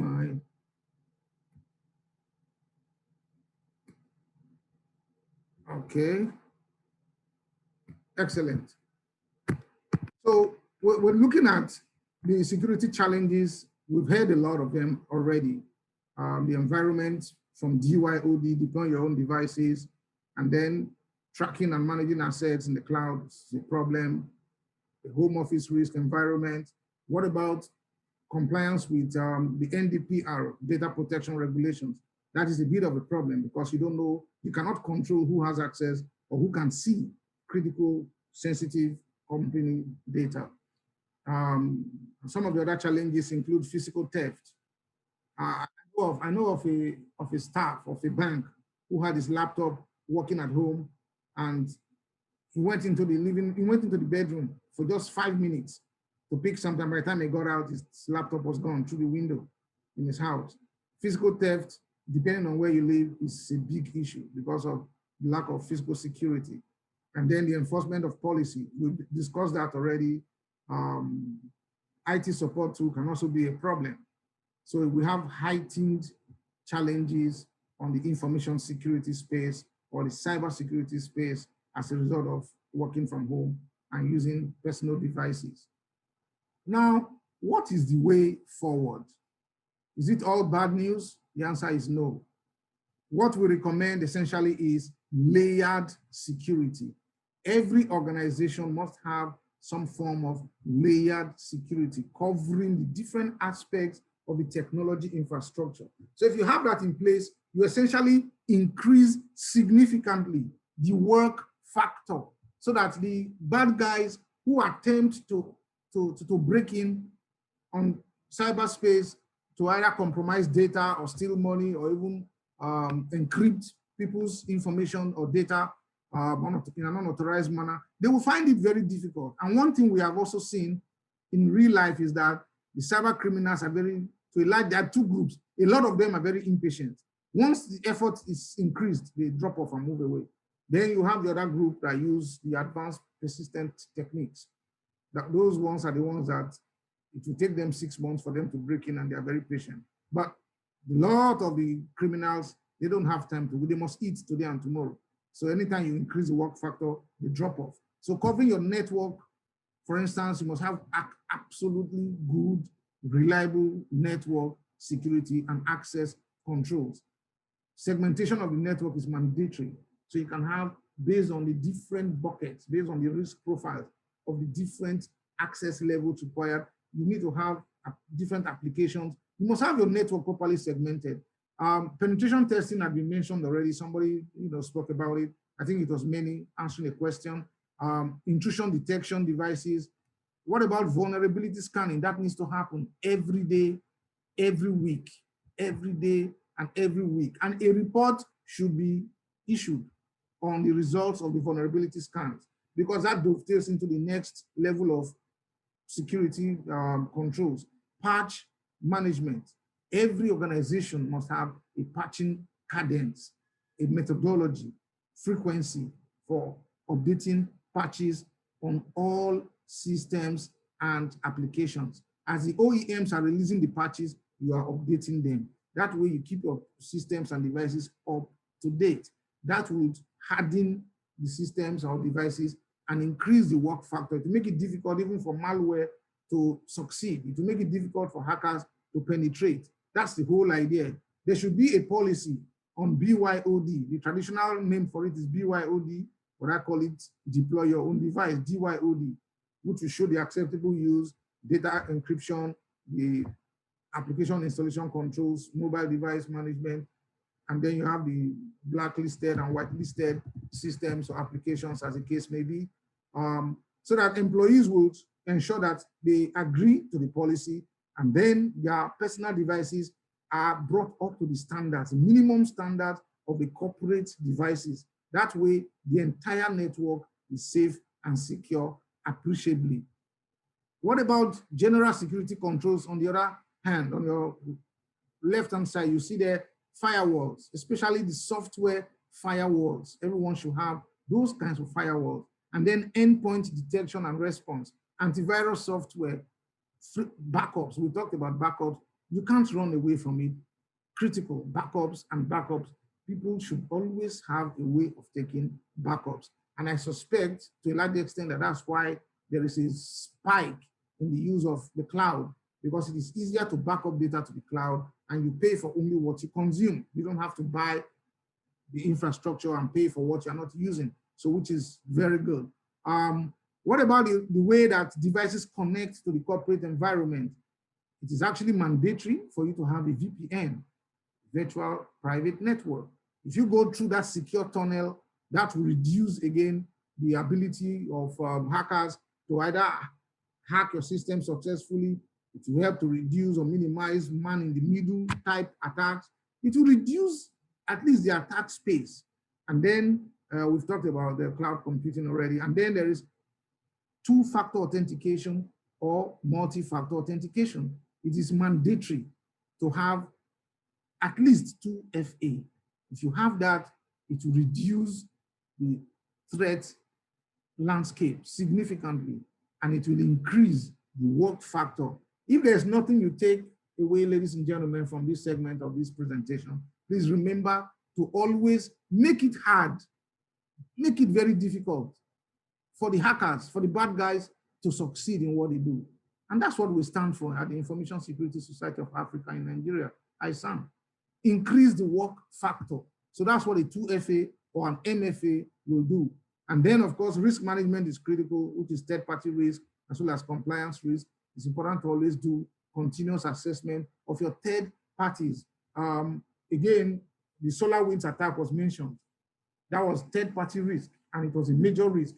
We can imagine how many customers were affected across the world. Over 118,000 customers, including more than 400 of the Fortune 500 companies. You see, over 400 of them were amongst those that were attacked just by the third-party risk of SolarWinds. So in the middle of all of this, ladies and gentlemen, is your continuous awareness and training. What we are doing here now is part of it. And then in our different organizations, we must have a strong awareness and training program so that people will continue to be trained on different areas of cybersecurity, like the need to use strong passwords, the need to have some level of encryption on devices, on data, the need on the network that they use, the need to understand that you don't click on links that have that on our messages that you were not expecting or that you're not comfortable with. You know, because we saw there that there are over 240 million spam messages popping up every day as a result of COVID-19. Google alone has over 18 million messages limited to COVID-19. What about Nigeria? If you localize it here and add the NIN registration problem to it, you can see that the numbers will actually increase much more than what we're talking about here. Securing the next normal. But before we go to securing the next normal, ladies and gentlemen, I'd like us to take the next polling question, please. Can we have? Sorry, the next presenter is. Okay, so we may not take the next poll, right? Hello. Please, can we run this session of 1 minute because Fantastic. the next. This is the last. This is actually the last slide. Okay. So okay. Securing the next normal. If you look at the next normal attributes, you have customers, you have consumers across the entire environment who have different needs, but they don't want to come into your premises to do anything. They want to access service in a safe and secure manner remotely. That's the general mindset of the next normal customer. And organizations, especially financial institutions, must move onto the digital space in a proactive manner to secure the customer journey end to end. And then the supply chain must also be looked at, especially for the purpose of third-party risk, which is what we have mentioned. And then to cap it up, we must have sustained and increased sector collaboration. You cannot have success over cybercrime if we do not have collaboration. Everyone must collaborate and keep collaborating. And so in conclusion, ladies and gentlemen, the key risks that remote work creates for organizations are here to stay. Every organization therefore needs to have a clear strategy to adapt to this new way of work. The benefits of remote work to both the employers and the employees are also clear, shown by different kinds of studies, and they are very, very, very enticing and attractive. However, with diligence and appropriate focus on cyber resilience, businesses can support a remote workforce while maintaining secure network access for all employees. Organizational leaders, therefore, need to recognize and respond proactively to potential threats to remote work and continue to provide employees with the benefit of a more favorable balance between their personal lives and their professional lives. It is indeed about finding the right balance. Thank you very much. Wow, fantastic presentation from Dr. Isiavwe. Thank you for that presentation.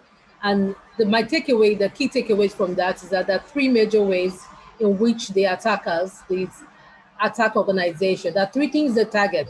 The first one is attacking system availability, attacking system confidentiality of the confidentiality of the information. Yeah. And the other one is the compromising the integrity of systems information. And how do we protect this? Protect our system, our data, our information, our technology is through layers of security. And this layer of security, I will just mention a few. Patch management is very important. Secure remote is very important. Network security and access control is very important. And very importantly at this time of remote working is BYOD policy. Does the organization have BYOD policy? And in case we don't have, it's very important we have, so that we don't expose ourselves, our organization, due to the remote work that we are hearing. Despite most people have said they want to do remote work, yet we need to make provision available to hand to protect our organization for our workforce to work remotely. Thank you for that insightful presentation. So we are going to the next session where we'll be having our next speaker. Please don't go away, sir. After John Anyanwu, we are going to have another Q&A because so that we have another third Q&A.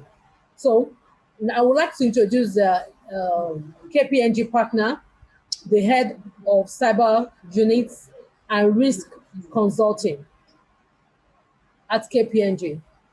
I would like to welcome on board John Anyanwu to take the topic on artificial intelligence and cybersecurity, the role of artificial intelligence in data breach preservation. So we are going to, this is 12:48. This session is going to head by 1:02 to make the two exact 20 minutes. Then we'll go to Q&A to answer questions for the first two and some of the other questions we had earlier. Thank you, everyone. By then, when we have the Q&A, we can switch on our video and we can come on board and talk and interact with the speaker. Thank you, John. You're welcome on board. Thank you. Thank you very much. Please confirm that you can see my screen. We can see your screen. Okay, and it's in slideshow mode as well? Yes, it is. All right. Yeah, thanks. So once again, thank you, everyone, and thanks for the opportunity to make this presentation. I think I'll be talking about, I'll be looking at artificial intelligence and cyber security the role of artificial intelligence in data breach prevention. That's the topic of my presentation.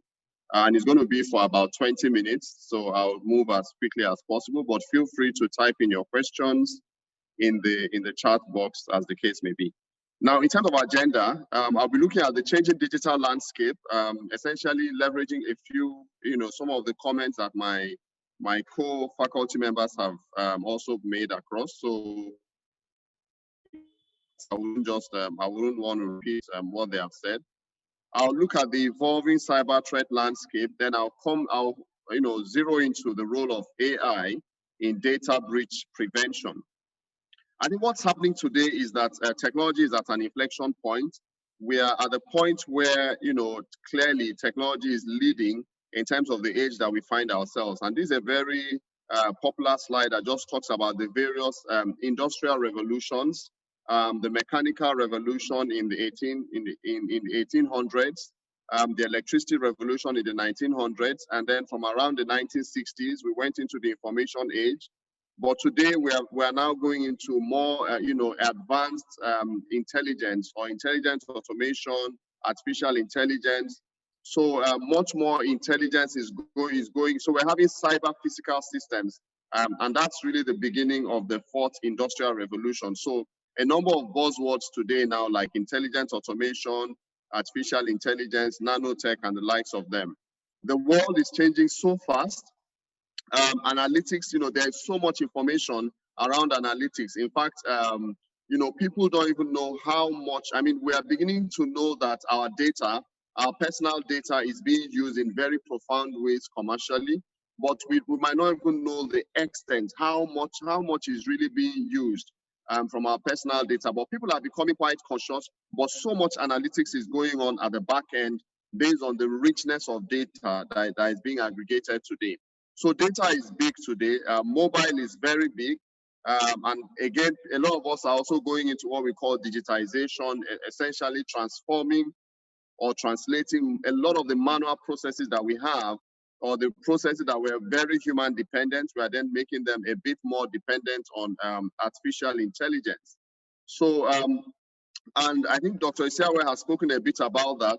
In as much as we all knew that the world was changing and, there's a lot of digitization and a lot of technology implementations happening, it has become accelerated over the last 1 year, particularly because of COVID.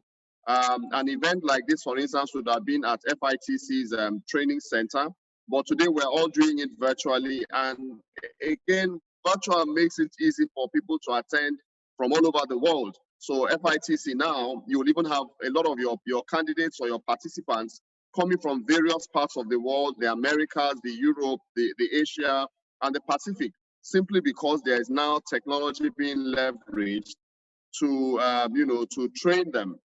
The other thing that we're seeing is there's a lot of dependence on the internet and mobile applications for everything that we do.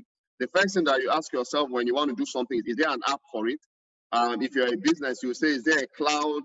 Is there some form of cloud environment or cloud infrastructure through which I can run this particular, this particular application?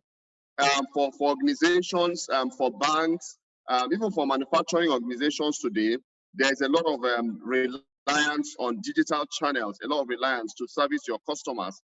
Today, we are using a video conferencing application or to also have meetings.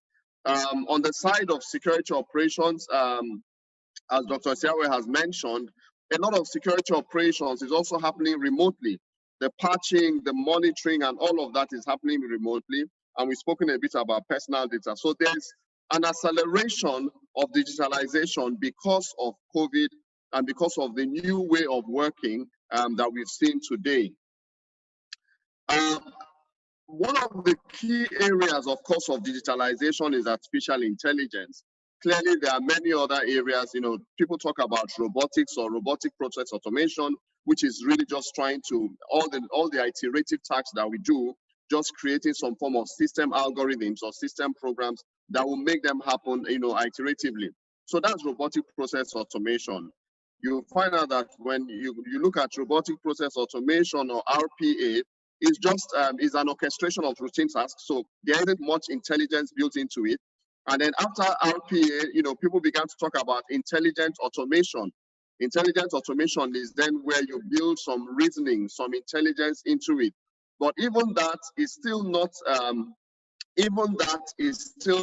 you know, at the forefront of technology.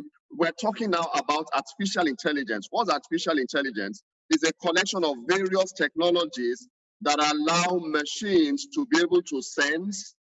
In other words, they can perceive events, they can perceive data, they can perceive information, almost like us, you know, so various aspects of sensing. They are able to discover, in other words, they can unearth information. They are able to comprehend, which means you build the ability to understand into them. Essentially, you are training them to learn. They are able to reason and act. So it's really intelligence, the ability to perceive, to recognize, to reason, and to act. And this is built into physical or machines, essentially. So, you know, through programs and various technologies. So it takes different types of data, just like human beings, unstructured data, images, voices, and the likes of them. And again, it uses a wide range of algorithms to be able to perform some of these activities. So we hear of machine learning, we hear of natural language processing. And so there are many, many technologies and buzzwords around artificial intelligence. There are many, you know, pattern recognition, knowledge-based systems, you know, deep learning, voice and image recognition, and the likes of them. If you look at the other slide, if you look at the lower right part of my slide, I don't know if you can see my cursor, you'll see, you know, things like data mining, virtual agents, cognitive automation. All of these capabilities are powered by technology, but the collection of these technologies facilitates artificial intelligence. And the reality is that businesses are using artificial intelligence today to unlock value. We are reinventing the way businesses operate. You know, we are creating acceleration, automation is happening. Even decisions are being enhanced by virtue of artificial intelligence. And so that's really, you know, that's the value of artificial intelligence. It's not something you buy. You don't buy an artificial intelligence tool. It's something that you build. You build it with the various technologies that are available. And once you build it, you know, you are then able to use it. And the other thing with artificial intelligence is it's such, like every other form of learning, effectiveness, efficiency, and the ability is enhanced with use, with exercise. The more it's used, the more it learns, the more accurate and the more effective the outcome really is. So that's just a quick crash course on artificial intelligence. Is a course on its own that we will probably spend more than a whole day talking about. But essentially it just means that in technology, we built the ability to sense, the ability to discover, the ability to comprehend, the ability to reason, the ability to act, and the ability to learn. You know, and essentially just saying that, you know, the whole, you see, it's almost like a cycle from sensing to learning and back to sensing again. So that's on artificial intelligence. Now I'm going to then come back to, so that's really the changing digital landscape. I try to come very close to the technology that we're talking about today, which is AI. But now let's look at the evolving cyber threat landscape. What's happening is that cyber criminals, you know, just as many talked about, you know, it's the best of skilled people. It's the richest of people. You know, you're really, it's a huge enterprise. It's a huge economy. Clearly, the most capable in terms of intelligence and know-how, the most capable in terms of finances, are the ones investing in cybercrime. And they are trying to gain access to personal data for various uses. They are trying to, you know, accomplish data breaches. Some of them are not even harming the personal data subject, as it were. You know, sometimes the impact on you is passive rather than active. But they're also trying to gain your trust. Some of them are also harmful to the user, where, for instance, they are stealing money from you and the likes of them. Some of them are not harmful to you. It's just that they are using data about you to understand your behavior so that they can push certain products to you, so that they can lure you in particular directions. Now, the other thing that is happening is that the more there is digitalization, what we call the threat landscape widens because there are much more touch points for the cyber criminals to perpetrate their malicious activity. And so that's the other thing that is happening. And so we've seen so much happening in the industry. Capital One, for instance, that lost data of over 106 million people. Canva lost 140 million people. Facebook has always been in the news over and over again, losing several millions of accounts or those accounts being compromised. Marriott had 500 million records compromised in 2018. And we still have even more recent data of global cyber and data breaches, as the case may be. If I then go into what's happening locally, even locally, we're also seeing those breaches. Denial of service attacks, we're seeing website defacements. Some of these artificial intelligence technologies are being used even for local attacks, just to achieve, again, to achieve the objectives of the cyber criminals, as the case may be. And there are so many statistics. There's one here that in 2019, it was said Nigeria loses over 197 billion to digital fraud annually. It's probably more than that. Another one says banking customers are losing 3.5 billion. So a lot of statistics out there. But what is very clear, especially as we study the electronic fraud report, which is usually released in the banking industry, we see that there is an exponential increase in attacks happening today. And it's clear also that some of this increase is really driven by the enhanced technologies that the cyber attackers are using, such as artificial intelligence. I want to just talk a bit about threat actors, but again, I won't spend much time here. There are many types of threat actors, just as the previous faculty members have spoken about. But again, so there is the insider, third-party vendors, organized crime, there are the hacktivists, there are the state-sponsored attacks. But what's very important is to think about the fact that all these types of attackers, if they are empowered by artificial intelligence technologies, you can imagine how much damage they can do by virtue of that empowerment. Just think about that for a moment. And I usually will say that there are three things that happen. Firstly, artificial intelligence creates an environment or a threat landscape in organizations for the cyber attackers to attack and compromise and gain access to vital information and vital resources of organizations. That's number one. The second thing is that the cyber attackers also use artificial intelligence technologies to enhance the effectiveness of their own cyber attacks. So where they would have manually checked tried to attack one organization or two organizations at a time, via artificial intelligence, they are essentially scoping and attacking thousands and millions of organizations at the same time while making intelligent decisions. So that's the other value in artificial intelligence. I'll just move on to the next slide. So here, we're then saying, what are the kind of risks that these attacks can have on businesses? There can be disruption due to cyber attacks. A business that is very, very dependent on artificial intelligence technologies, either for some form of analytics or some form of decision making, if that technology or that system is attacked, then you lose access to such decision making systems. Therefore, there's a huge disruption to your business, and critical systems and data are made unavailable by virtue of these cyber attacks. The other one is that fraud and identity theft can easily occur, because what essentially will happen is that a number of these cyber attackers use artificial intelligence technologies or systems to study the pattern of users. They study user behaviors.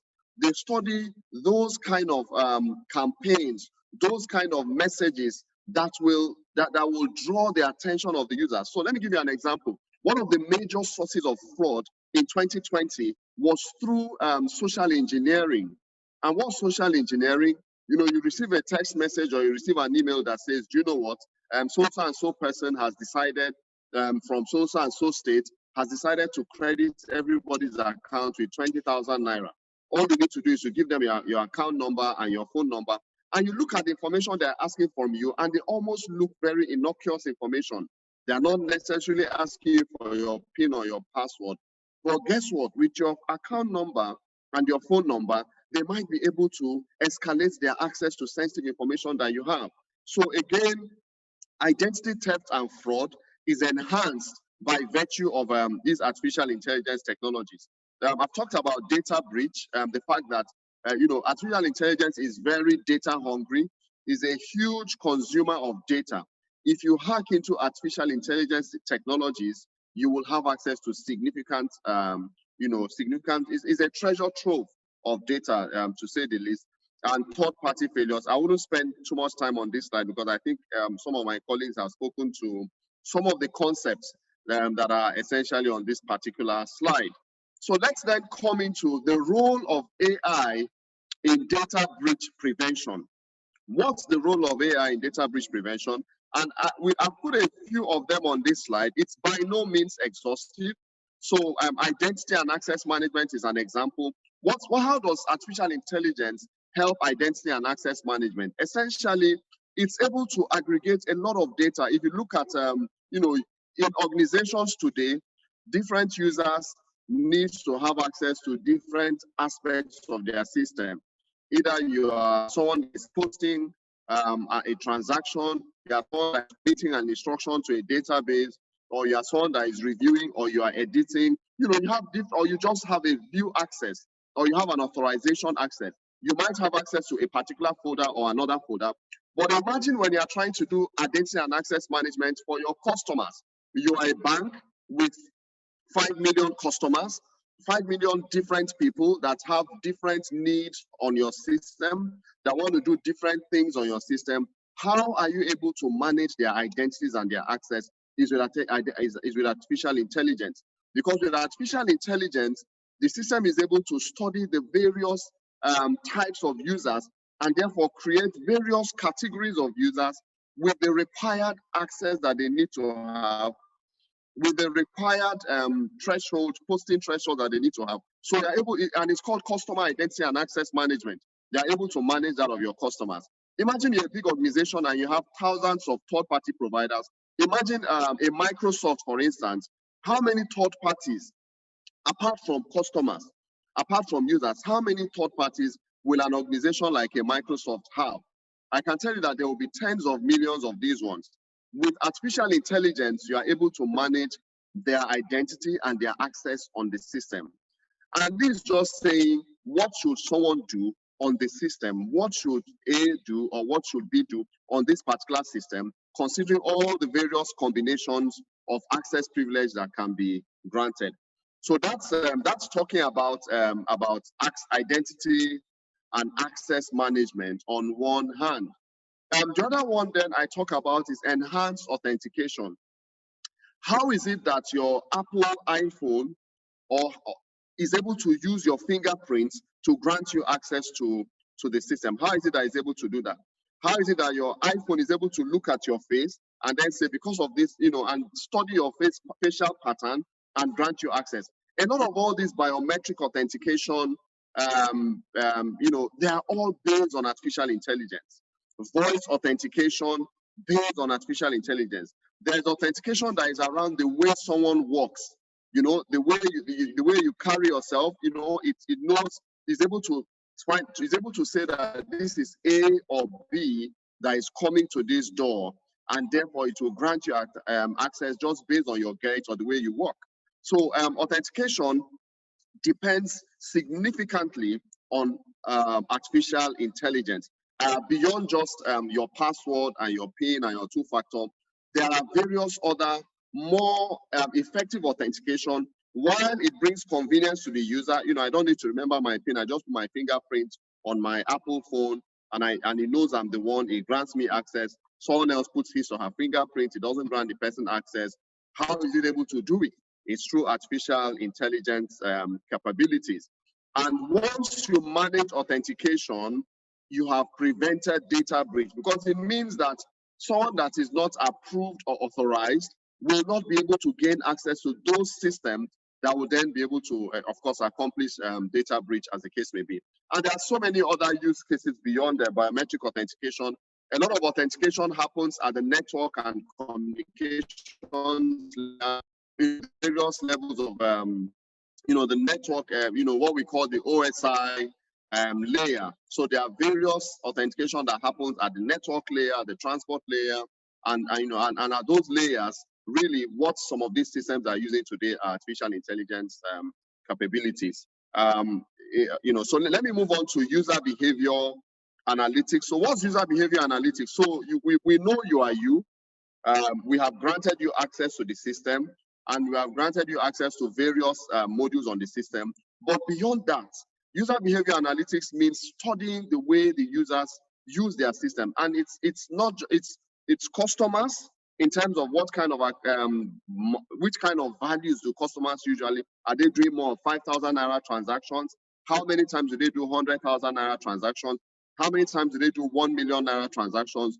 Do they normally transfer money to person A, B, and C, which is maybe their wife, their children, their carpenter, their mechanic, So studying the behaviors of users, the artificial intelligence capabilities in these solutions, study those behaviors, and then they can identify when they are outlier transactions or outlier activities. And this is very critical even in organizations. One of the threat actors I showed on one of the slides was the insider. The insider threat is very, very massive, in terms of fraud monitoring and prevention, which is another capability here. And even in terms of cyber attacks, a lot of cyber attacks, the example that Menny gave, for instance, where they asked an insider to just plug a USB drive into and just leave it for 5 minutes. That's the insider. Most people are joining organizations today, not because they want to collect the 10,000 or 20,000 naira that you pay them, but simply because they are in a position to facilitate fraudulent activity that will give them millions of naira. So user behavior analytics identifies when they are beginning to behave outside of the regular pattern, and it flags it as something that needs to be checked. Security incident detection and response, activities on the network, systems talking to systems talking to the servers, what's happening at the firewall, what's happening at the at the antivirus, when are there new signatures, what we call attack signatures, which is really saying, those series of identifiers that can tell you that this is coming from a cyber criminal. They are called attack signatures. So those unique identifiers, how do you identify the ones that are new, the ones that have never been seen before, but they are still from an attacker? So security incident detection and response is one example of an application of AI in preventing data breaches.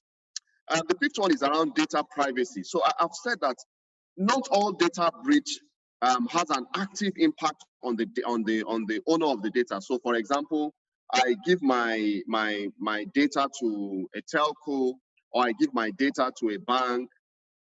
They might not steal my account. They might not steal my airtime credit, but they can give my phone number to a marketer, and the marketer begins to push products to me when I don't even want to have those products. That's an invasion of my privacy. They can give my address to some organization that will post marketing marketing magazines or marketing brochure to me. That's an attack of my privacy. They can even give my data to some other, we heard of the Cambridge Analytics breach in 2015, 2016, where this third party of Facebook was using the data of users to predict election outcomes and even to proactively influence election outcomes. So that's really data privacy. It's not hitting you actively, but it's still an invasion of your privacy. Artificial intelligence capabilities help to prevent them, because what then happens is that it learns again, it learns the behaviors of users, it learns where people's personal data are, it learns the movement of that personal data, even when the owner of the data is not aware, and uses it again to flag issues or flag incidents. And then the last one I've talked about is fraud monitoring and prevention. And I really don't need to go into each of these ones, but if there are questions around it, I'm happy to respond to them. I guess the point of this slide is that artificial intelligence capabilities can really support data breach risk management procedures beyond what we do on a manual basis, just doing manual checks, manual reviews, manual audits, manual call over.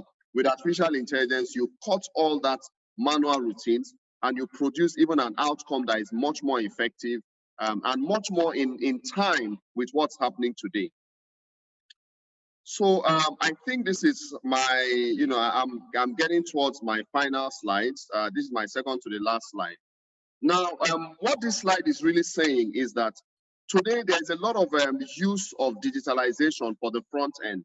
There's a lot of use of artificial intelligence for growing the business, for marketing to customers, for managing customer onboarding, customer services. On the front end, so much of digitalization is happening there, whether it's robotics or it's intelligent automation or it's artificial intelligence and the likes of them. One of the things that I say, and each time I speak to my clients and I have the opportunity to present in sessions like this, I say that we need to move these digital capabilities to risk management. We need to move artificial intelligence, robotic process automation, intelligent automation. We need to move them to risk management so that they will help to support and manage the new and diverse array of risks that we see today, that come from digital advancement. How do you audit an AI-enabled customer service solution? How do you audit it? How do you secure against an AI-enabled banking application? You really need to have AI-enabled security capabilities, AI-enabled auditing capabilities, AI-enabled risk management capabilities to effectively manage and mitigate those particular risks. And that for me, takes me to my concluding slide, or my closing thoughts. Essentially, technology is never enough. It's important, even with AI capabilities, you have to bring it under the right governance frameworks to realize efficiencies and optimum performance. I've said that AI is heavily dependent on data. If the data is wrong, the AI capability will be extremely incorrect and inaccurate. So the right data governance, data asset management competencies and processes and frameworks are necessary to ensure that we get the right thing, the right output from our AI-enabled technologies. The cyber criminals and the fraudsters are getting more sophisticated. If we don't use AI as businesses today, guess what? The people we're defending the businesses against are leveraging artificial intelligence technologies more than we can even imagine. Organizations need to enhance their ability to enhance data within an ecosystem. The amount of data you bring into your AI infrastructure, overall enhances the quality or the richness of the output. So the use of things like APIs and various forms of B2B interfaces, they're very useful. And those should be exposed to your AI technologies to be able to have the right level of outcome. The insider threat can be as great, even if not, it might even be greater than the external fraud. Because those that understand how your systems work are more than capable of abusing those systems, really, for malicious intentions. And the last one is that digital transformation needs to embed cyber risk management as an enabler. So that's a very quick run through of my slides. I don't think I've used all the 20 minutes, but thank you very much for the opportunity, and I look forward to our reactions. Thank you. Wow, wow, wow, wow, wow. Thank you very much, Mr. John Anyanwu. This has been a very, very interesting, eye-opening, and also very instructive time that we have found ourselves in. Basically talking about the impact of AI on cyber security. And we should call this National Scary Day, because I mean, a lot of figures are coming in today that are really, really making me, I don't have a lot of hair on my head, but I'm literally pulling my hair here. Starting from Dr. David Isiavwe, thank you very much also for your session. So we're going to be taking questions and answers based on the two fantastic presentations we've had. Please, if you are giving e-claps, please let the e-claps keep coming. It's been a very impressive, very instructive afternoon. Yes, if you're giving e-claps, please let them keep coming. Thank you very much. Thank you for your comments. All right. Thank you for the e-claps. Thank you, Kelvin. Temitope, thank you for your reaction. Emmanuel Okechi, thank you for your reaction. Thank you. Keep the e-claps coming in. It's been a very insightful day. Thank you very much. Clapping in 0 and 1. Wow. Very techie clap. We are receiving some cyber claps here. Thank you very much. Thank you from Tolu Adubi. Thank you for the expose. Very revealing presentation. Fantastic presentation. Thank you, John, from Babalola Clements. Thank you. V-Boot waving right here from Charles Otobo. Thank you very much, Emmanuel Amunene. I see you all. Thank you very much. Thank you very much. We needed that engagement in this cyber times. Thank you very much, everyone. Onoa Emmanuel, this is wonderful. Thank you very much to the presenters from Ogunshola Stephen. Omadoye, Eyituoyo, thank you very much. Thank you very much. Charles Otobo, once again, thank you very much. Anti-phishing waving from Philips. Thank you very much. I see you all. All right, so let's have the questions. Please post your questions in the Q&A box. John spoke to us about cyber threat actors, the insider, the third party, the organized crimes, the hacktivists. That really got my attention. And Dr. David said there are over 250 million malicious emails per day. Over 250 million malicious emails per day. Wow. $3 trillion worth of information, cyber crimes committed every year. This is shocking. This is shocking. State-sponsored cyber crimes. All right. We also had that very impressive moment when he talked about the artificial intelligence capabilities supporting and preventing data breaches.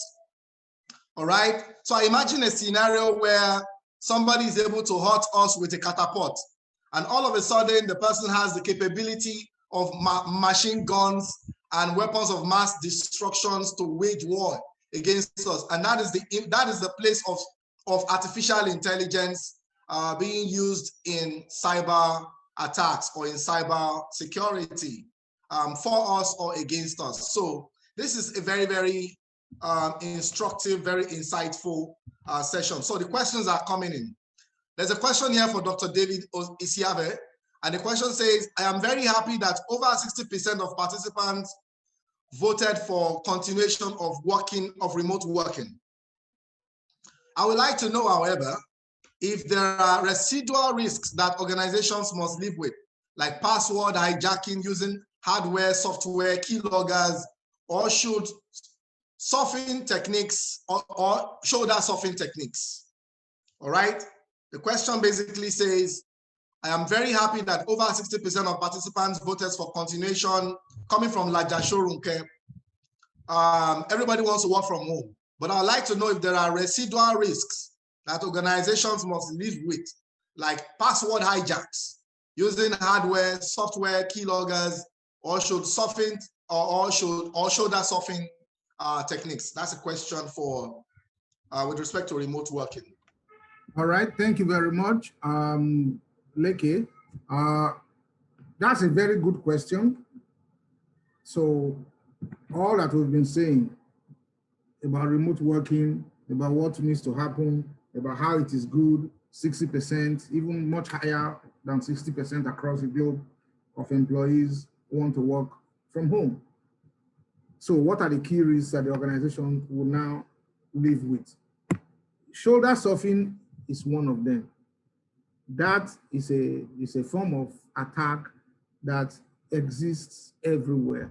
So how will the workforce ensure that the persons who engage in this are not successful? Is by ensuring that even though we are working from home, we should have a specific place in our homes where we work from. So it will look like a home office. It doesn't have to be a big office, but it should be a designated space that has a table and a chair. And your position, the position of your device that you use at home, your laptop or desktop or mobile device, as the case may be, should be such that people cannot easily be looking at your fingers when you are typing in your passwords. Otherwise, it could be a problem. Secondly, you should not be attending to visitors when you are supposed to be working. Working from home does not mean that we are on holiday. We're not on holiday. We are at work. So the same basic controls that we exercise when we are working at the office, we should also exercise when we are at home.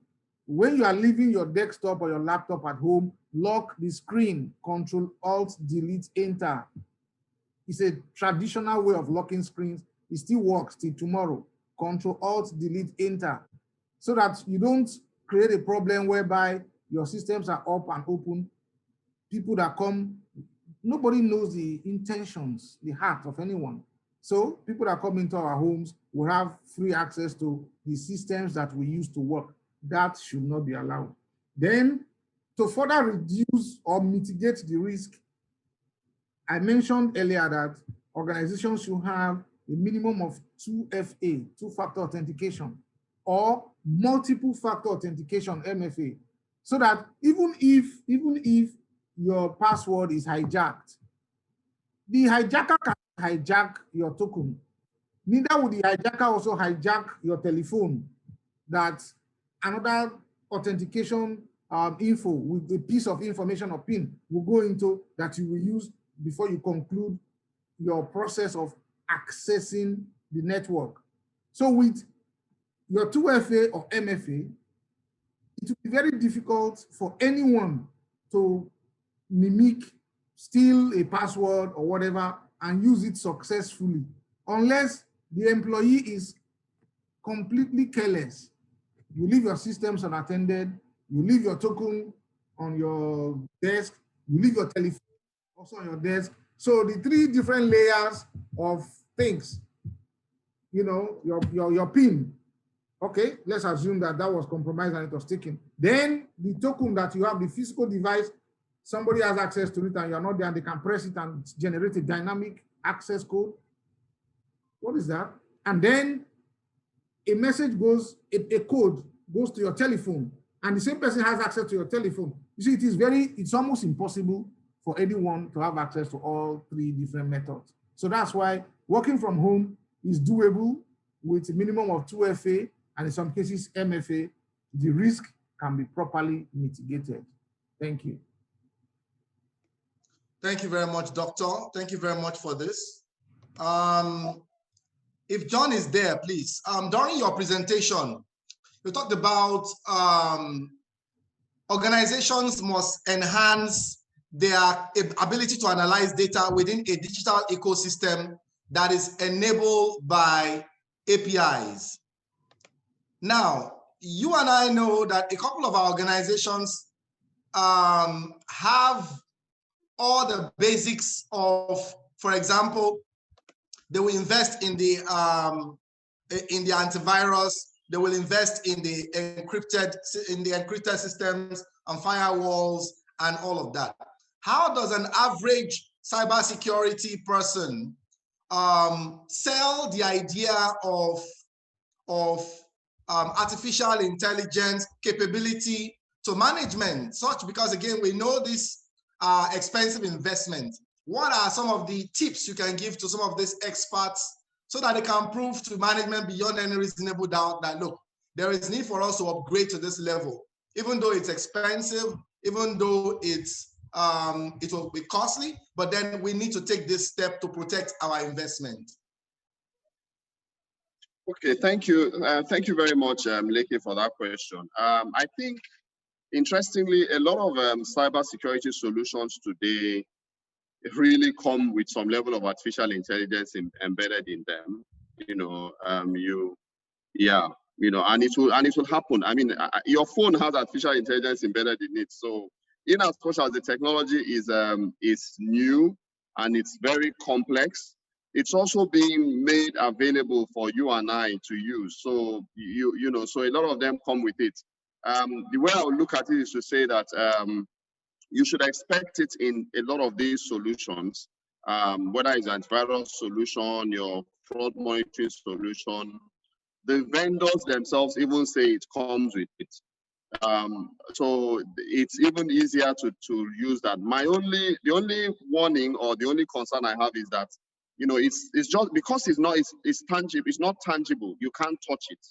If I say there's artificial intelligence embedded in this solution, you can't prove that it's there, and you can't prove that it's not there. Okay, so that's the note of warning. So what I would even be more worried about is being sure that artificial intelligence is in this solution or not, even though the vendor says it is there. Artificial intelligence is like human beings. You know, we all have different levels of intelligence, right? So every human being is intelligent, you know, but that's why we have IQ. You know, there are many ways of knowing who is more intelligent than the other. So how do you even know where intelligence in the particular solution you are buying is really at that level of maturity that would deliver the promise or the value, you know, or the benefit you intended to realize from it? So that's the other complication that comes in. The last complication is that you can't also, you know, even though that solution has good AI capabilities, you don't get the benefits of AI by using it for 1 week or 2 weeks or 3 weeks. It gets richer with use, you know. So that's the third consideration. So I mean, my own view is, you know, if AI is something that is very critical to you, get an expert to help you review it. That's one. The second one is, of course, if the vendor is a trusted vendor, and when I mean a trusted vendor, I'm looking at brands like the Microsofts of this world. I'm looking at brands like the AWS of this world, the Googles of this world, you know. But you see, some of the solutions that you need are not made by Microsoft or Google or AWS, you know. So, and when you get to some of those solutions, get someone that is trusted to look at it for you, because when I look at, if I use a Microsoft, for example, and I know I'm mentioning a name, I'm not endorsing it by any stretch, there's a reason why I use that example. Because there are so many people using this technology, this Microsoft technology. It means that they have access to a huge amount of data, and the variety and the variety and the volume of your data affects the intelligence of the solution when you begin to use it. So because they have a huge, you know, they have data in Asia, in America, in Europe, you know, that variety of data really, you know, it sort of polishes the intelligence of that solution so that you realize very quick benefits from it. And of course, the investments and the research they put into it. But if AI is something that is critical to you, get an expert to help you look at it, so that, because those are the various considerations, you realize, you know, based on my answer, that there is no one answer. You know, there are various contexts and consideration. But what I can tell you is that most of the tools that are being made today are being made to have some level of artificial intelligence capability. They can call it artificial intelligence, they can call it machine learning. They look for one name to give it, or it comes with some level of capability built into it. The question is how effective it is and how intelligent it is, you know, even though it's called artificial intelligence. Thank you very much, John. I will direct this question to Dr. Isiavwe. It's a question that was asked by Selek Jian. And John, you can also lend your voice on this, on this question. This is a question that is coming from my own personal curiosity. And it says, I have seen movies where robots challenge the superiority of humankind. Will it be naive for us as humankind to exercise some concerns that one day artificial intelligence can evolve to a threat that can challenge the dormant position of humans? And this is because, again, we talk about consciousness, that artificial intelligence. I remember watching an interview by Elon Musk. Elon Musk was being interviewed. And he talked about something that Mark Zuckerberg was working on, where I think this is more directed towards John, and I also want to hear your thoughts on this, Doctor, where artificial intelligence began to communicate with artificial intelligence, and they were writing codes that nobody could interpret. And, you know, the tech team had to shut down that system. Sirs, will we wake up one morning and our entire banking system, our aerospace, our cyberspace, everything is taken over by artificial intelligence? Yes or no? If yes, why? Okay, so let me go first, since John is the expert. Then he will now, you know, wrap it up. Very briefly, on my side, we are not going to wake up any day and the whole environment is taken over by artificial intelligence. I do not see that happening. The reason is that AI, like part of what John has said, and what I know from the digital transformation studies that we see, AI is a tool that is empowering human beings to do specific things. They can only do what they are programmed to do. And that is why we need consultants. I thought when John was mentioning the big brand names, he would mention KPMG, but somehow he was quiet. Okay, he's a humble guy. You know, that's why we need the KPMGs of this world and the other big names and firms that they are fintechs that can actually provide the service as well. That's fine. Artificial intelligence can help us, like take a bank like Ecobank. We have artificial intelligence and robotics, right? So you build the code, you decide what it wants to do, you outline what it can do, especially those tasks that are repetitive in nature. So the codes know that at 5 a.m., they will do XYZ and issue a report. This is a task that human beings would take in first instance. You may have lots of people stationed in different places, in different geographies, in the north, in the south, in Abuja, in Ibadan, Enugu, doing the same piece of work, and that would take like 3, 4, 5 hours. With artificial intelligence and robotics, that is done in a matter of minutes, and the report is generated. And then the human beings now come and see what has been done and see if it makes sense or not. So it is human beings who actually make the call as to whether what the robots are doing makes sense or not. So in a nutshell, I don't see that happening. What I actually see is higher levels of artificial intelligence being used in our system, in the ecosystem, as we keep evolving. We are actually still at the baseline, you know, more or less. We are still doing basic things using artificial intelligence at this point in time. But there are higher levels of augmentation. There are higher levels whereby I would not even want to be driving my car. My car should be AI driven. I want to go to my car, I just sit down and say, you know what? I look at my wristwatch and I say, you know what? I need to leave in the next 5 minutes. And the car will say, yes, sir. And in 5 minutes, the car will drive itself to the front of my door. I come out, the door is open. I don't even need to open it. As I move closer, the door will open. All I need to do is enter, sit down, take my coffee and be drinking, be looking at my newspapers, and the car takes me to where I want to go. We haven't reached there yet, but we're going to get there. So John, over to you, please. Thank you. Thank you very much. Thank you very much, Doctor. I would say that my answer is yes, to be honest. I never say never when it comes to technology. Let me, there are some, interestingly, I remember I ran a training like this. I think it's for FITC as well. I can't remember, or maybe it's for ICANN, I can't remember, where the topic was on quantum computing, quantum computing and security.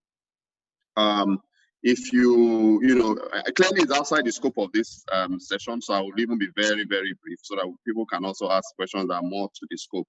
But in summary, the truth is that when it comes to technology, just never say never.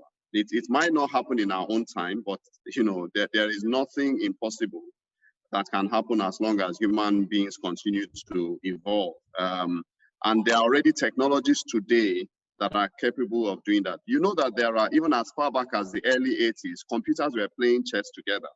So computer against computer playing chess. You know, why is it that computers are able to beat even the chess masters in chess today?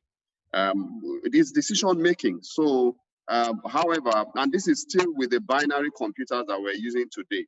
If you talk about the concept of quantum computing, it's a completely, you know, in terms of capability and the world we will see, it's completely different. It's like comparing us to those of the Stone Age, for instance. If you look at what binary computing will be to quantum computing, if you build intelligence into quantum computing system, then about something, you know, very, very way out of this world. You know, but that's a topic of another day, and it's an academic topic, but it's not really a visionary topic because the technologies and the capabilities are with us today. So they are not dreams. The realities are here. It's about translating them into the kind of things that that we expect. So that's my own view, you know, on that. But it's not a present problem. Clearly, it's not a present reality as well. So in that area, I'm fully aligned with Dr. Isiavwe. Thank you very much. Folashade, over to you, please. Thank you, Dr. David, and thank you, Mr. Anyanwu. Thank you for that presentation, and thank you for the Q&A session. Well handled. Thank you very much. There's some questions that may be directed to you on the Q&A. You can go in and please type in your response to some of those questions so that the participants can have can have answers to those questions even when we don't have so much time. Thank you. Now we are going to the next speaker. Sorry, Folashade, there's been a hand up since. Are we going to recognize it, guys? Yes, we are still going to another Q&A, the last Q&A, then we can take that hand up. So please, if your hand is raised, we are going to, you'll be able to talk at the Q&A, the next Q&A. So please, let's wait till then, and let's quickly take the remaining two speakers who have not spoken. So please, we need to really keep to time at this juncture, because we are really behind schedule. So please, our 20 minutes this time around should be 20 minutes. So everybody's going to be a timekeeper, so that when I come to stop, I'll not be, oh, she's stopping me. Okay, so this is 1:42. We are having Mr. Remi Afon as the next presenter. Is the President Cybersecurity Experts Association of Nigeria. We'll be talking about the 2021 data security trends and fast-growing cybersecurity skills to learn. You're welcome on board. Yeah, thank you very much for this wonderful opportunity. It's been a very fantastic day, and I've really enjoyed myself. The speakers have done a lot of justice to the presentation. So let me just share my screen. Can we see the screen? I'm guessing. Absolutely. All right, cool, thanks. So I'll be talking about 2021 hacking predictions and preventions. Basically, security strategies to enable the remote workforce, and also look at the data security trends and some fastest growing cybersecurity skills to learn. We all agree that the global pandemic has had a kind of significant impact on the economy, and that has also generated a lot of privacy, data protection, security, and compliance questions. So we'll have a quick look at some of the factors that's really affecting cybersecurity globally. So I don't need to talk about myself. That has been done in the citation. So there are some basic facts that we need to get quite right.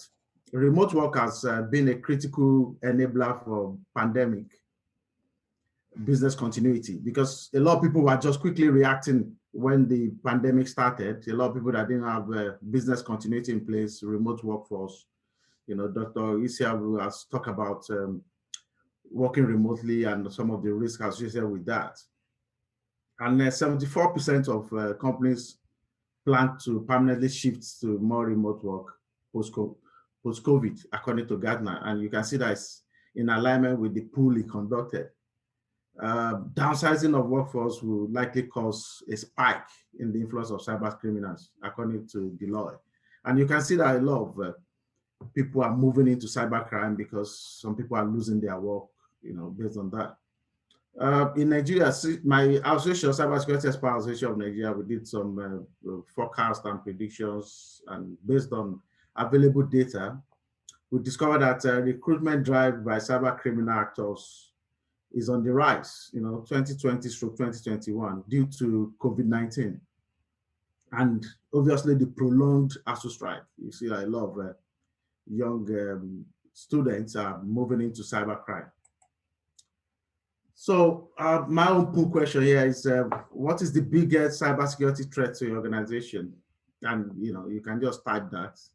I'm not sure there's a pool for that will be on because it's just a question that, will be good for you to tell us what your biggest cybersecurity threats is for your organization. Then mainly I'll now be able to talk about the prediction was expected in 2021. Someone said social engineering. Yeah, agreed.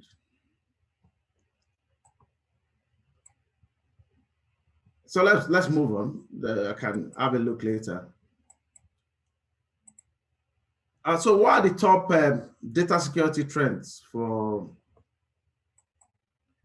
2021? We have email-based attacks, cryptocurrency scams, web application and service attacks, malware, identity theft. These are top 5 for Nigeria, basically. The global one is quite different, but it's similar to that of Nigeria. In July last year, the Sophos Group PLC revealed that 86% of Nigerian companies fell prey to cyber attacks between 2019 and 2020. And as at 2020, about 20% of Nigerian mobile devices are infected with malware, and that's to tell you the scale. Email-based attack, which is top on the list, which is quite divided into different, it can come in different forms. We have the phishing, spear phishing, business email compromise, and spam. Phishing, we are all used to that, a fraudulent attempt to steal your sensitive information, like your username and password. You can set it in form of a link. And we've been seeing this spear phishing, which is much more targeted towards a specific individual or organization or business.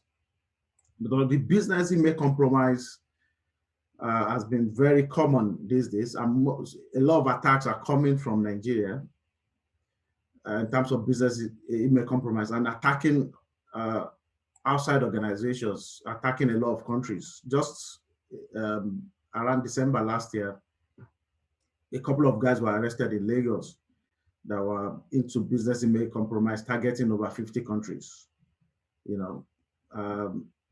And last week, I'm sure you're aware of this Obinwane Okeke in Viticus, a 33-year-old Nigerian who was jailed in the US for BEC scam, which is estimated to about $11 million.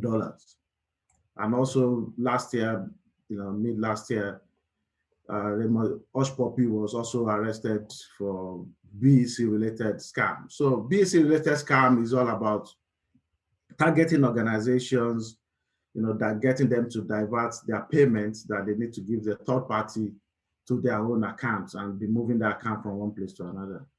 Then we can talk about spam. It's not of much threats, but it's just, it can be annoying, when you receive a lot of emails from people, targeting you for marketing, So all these are considered email-based attack, and they will continue to rise in 2021.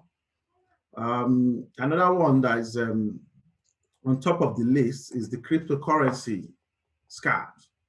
Cryptocurrency has recently been in the news very much. There's going to be a lot of fake crypto exchanges now that central bank has decided to stop payments, for cryptocurrency within, exchange for banks to start exchanging cash for cryptocurrency.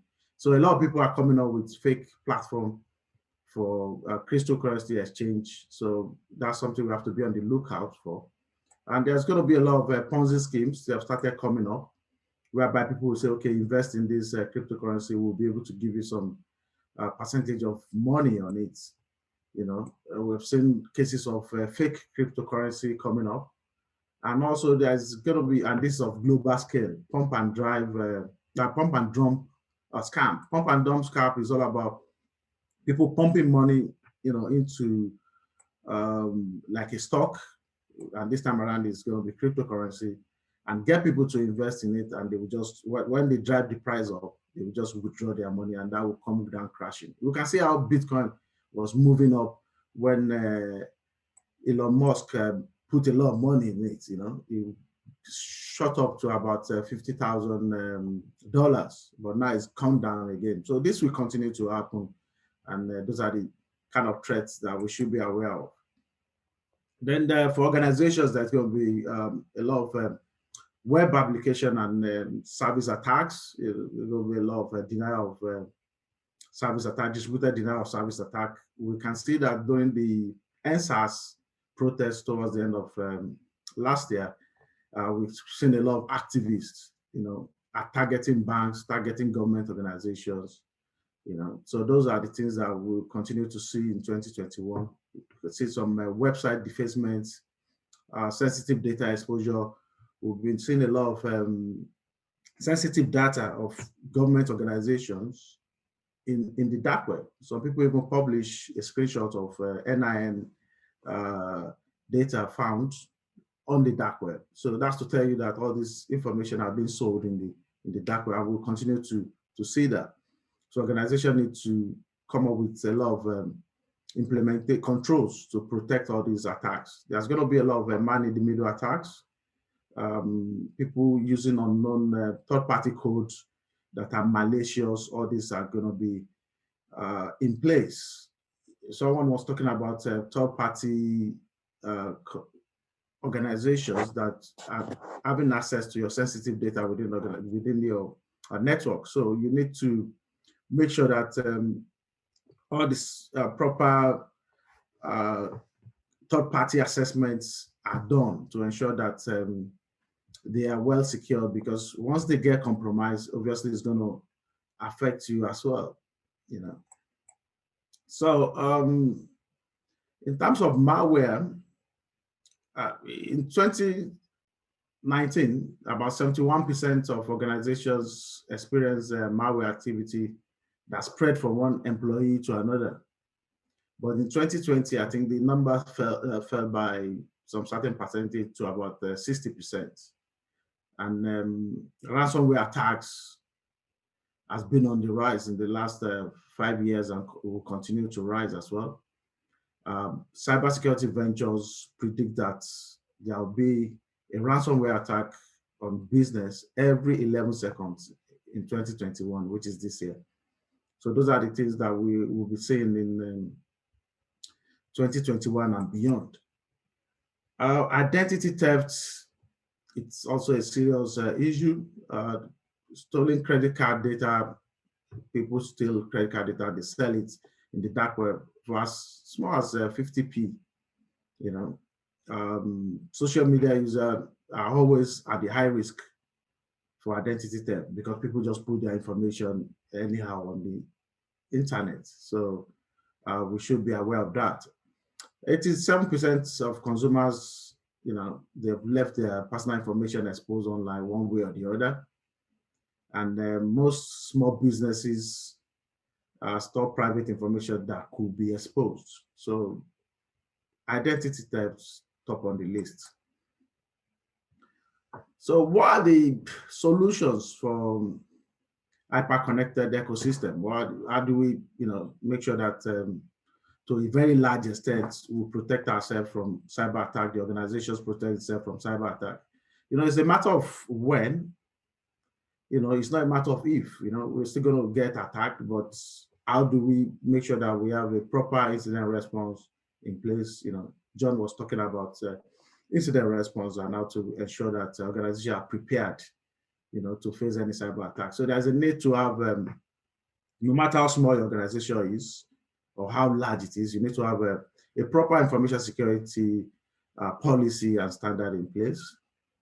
And, you have to have security awareness for your staff, because it just takes a click of a phishing link and the organization will be compromised. You have to have continuous security monitoring and alerting, have a SIM security information, event management in place, to monitor activities that is taking place. You can also link up to a security operations center.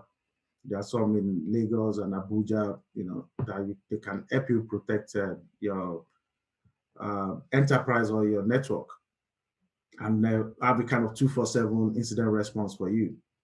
Perform regular and continuous testing, penetration testing, to be able to understand the states of your vulnerability and be able to patch it as quickly as possible before the attackers get to know how vulnerable you are and exploit that vulnerability. Then you have to start automating the security practices to ensure that all these things are quickly captured even before you wake up. Sometimes when you are asleep and an attacker is awake attacking you, the system can quickly detect it using artificial intelligence, machine learning, and be able to isolate that system, and from your network, the compromised system. And by the time you wake up, you just discover that you can see a lot of artifacts, and start working on your incident response. So automating cybersecurity practices is key. And one thing that we are lacking in Nigeria is a sharing of threat intelligence, except the banking, financial sectors, they are good for that. But other sectors, we need to start sharing threat intelligence, so that we'll be able to understand the attackers' techniques and methods. If a particular sector is being attacked by a cyber criminal, you will know that, and you are in the same sector, you'll be able, if you share threat intelligence, you'll be able to know that you are next. So you'll be able to quickly, protect yourself from that type of attack.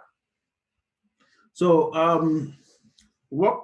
which of the, my question now, there's, can we just answer this pool question?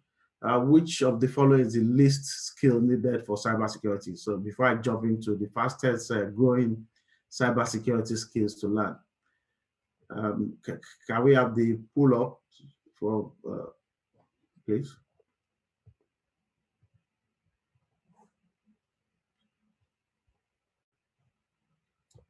So which of the following is the least skill needed for cybersecurity?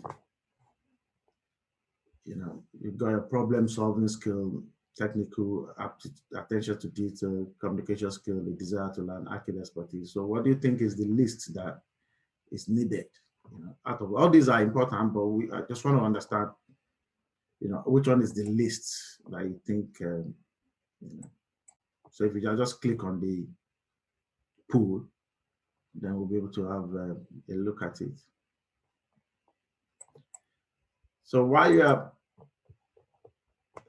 doing that pool, let's move on to the fastest growing skills to learn for 2021. The first on the list is application security. Basically, and I need to put this one out, this talent security crunch is expected to create 3.5 million unfilled jobs globally by this year. All right, perfect. So communication skill, that's the one they said is the least that is needed. But to be honest, I'm gonna say from my own, it's a good answer, but from my own experience, hacking expertise, that's the one I'm gonna tell you. Communication skill is quite key. Problem solving is skill, technical, attention to details, 0. Attention to details, yeah, because it's quite important. But hacking expertise is not all the cybersecurity, professionals that are good in hacking. Hacking is just an aspect of cybersecurity, it's not 100% because some people specialize in that. But these are all good pool. Yeah. So in terms of fastest growing cybersecurity skills, 3.5 million jobs will be unfilled by 2021.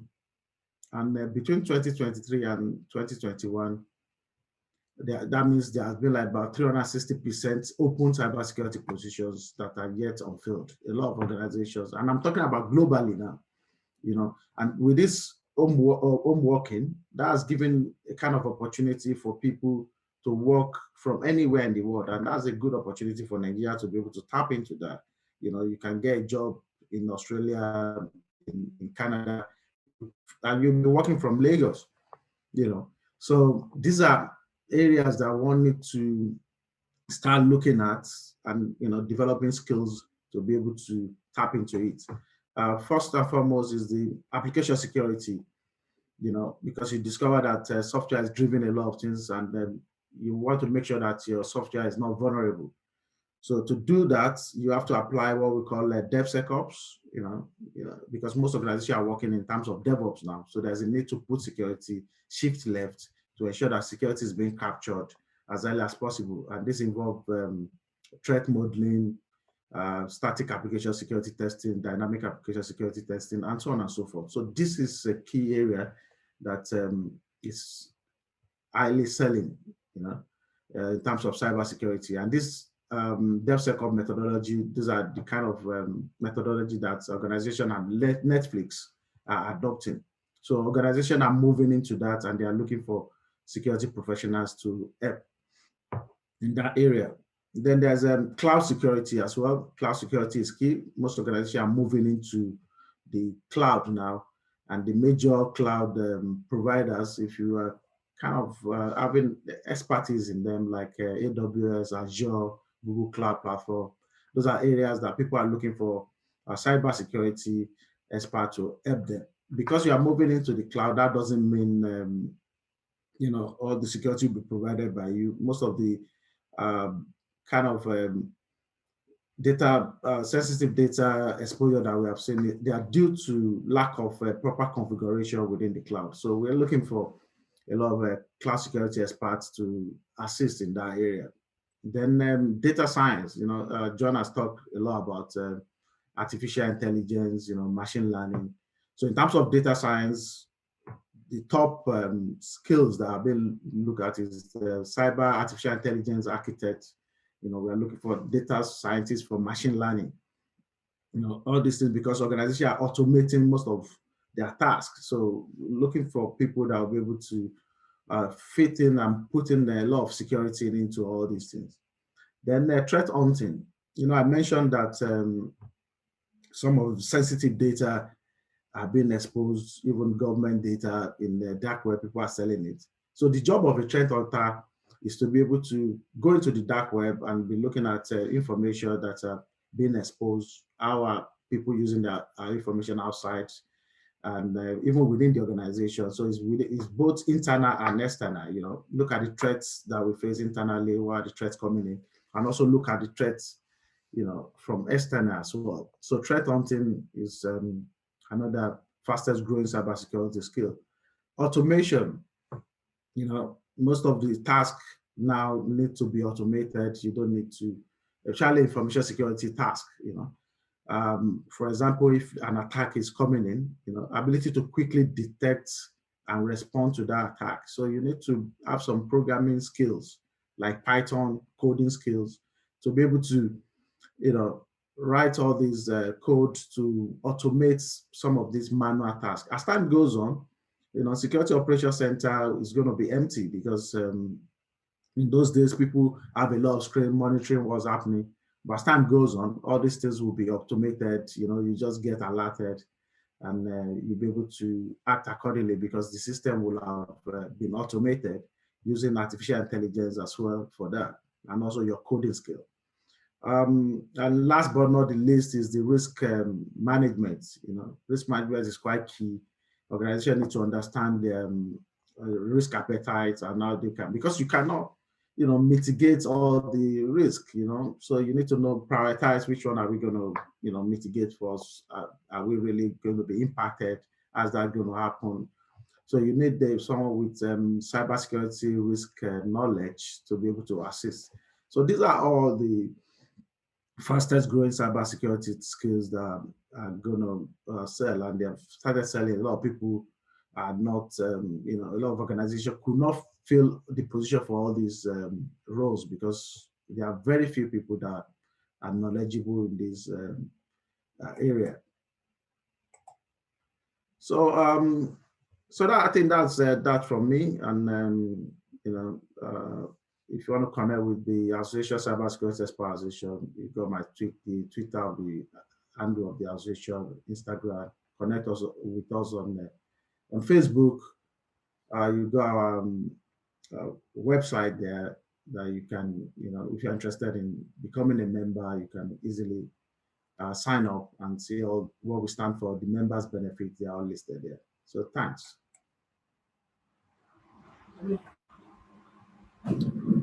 Thank you for that presentation.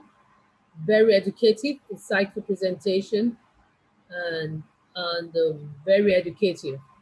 And a lot of takeaways from that presentation for CISOs and for people working within the organization in terms of cybersecurity solutions for organizations. And I can remember 4 things that you mentioned there, which is information security and standards. That every organization will have information security standard, and there should be security awareness for all staff. And there's need for automation cybersecurity practice. And it's also important for continuous security monitoring and alerting.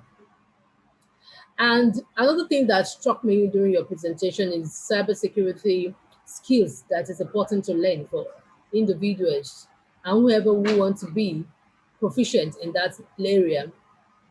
You mentioned data science is a very important skill for every organization to learn, for people within the organization should learn.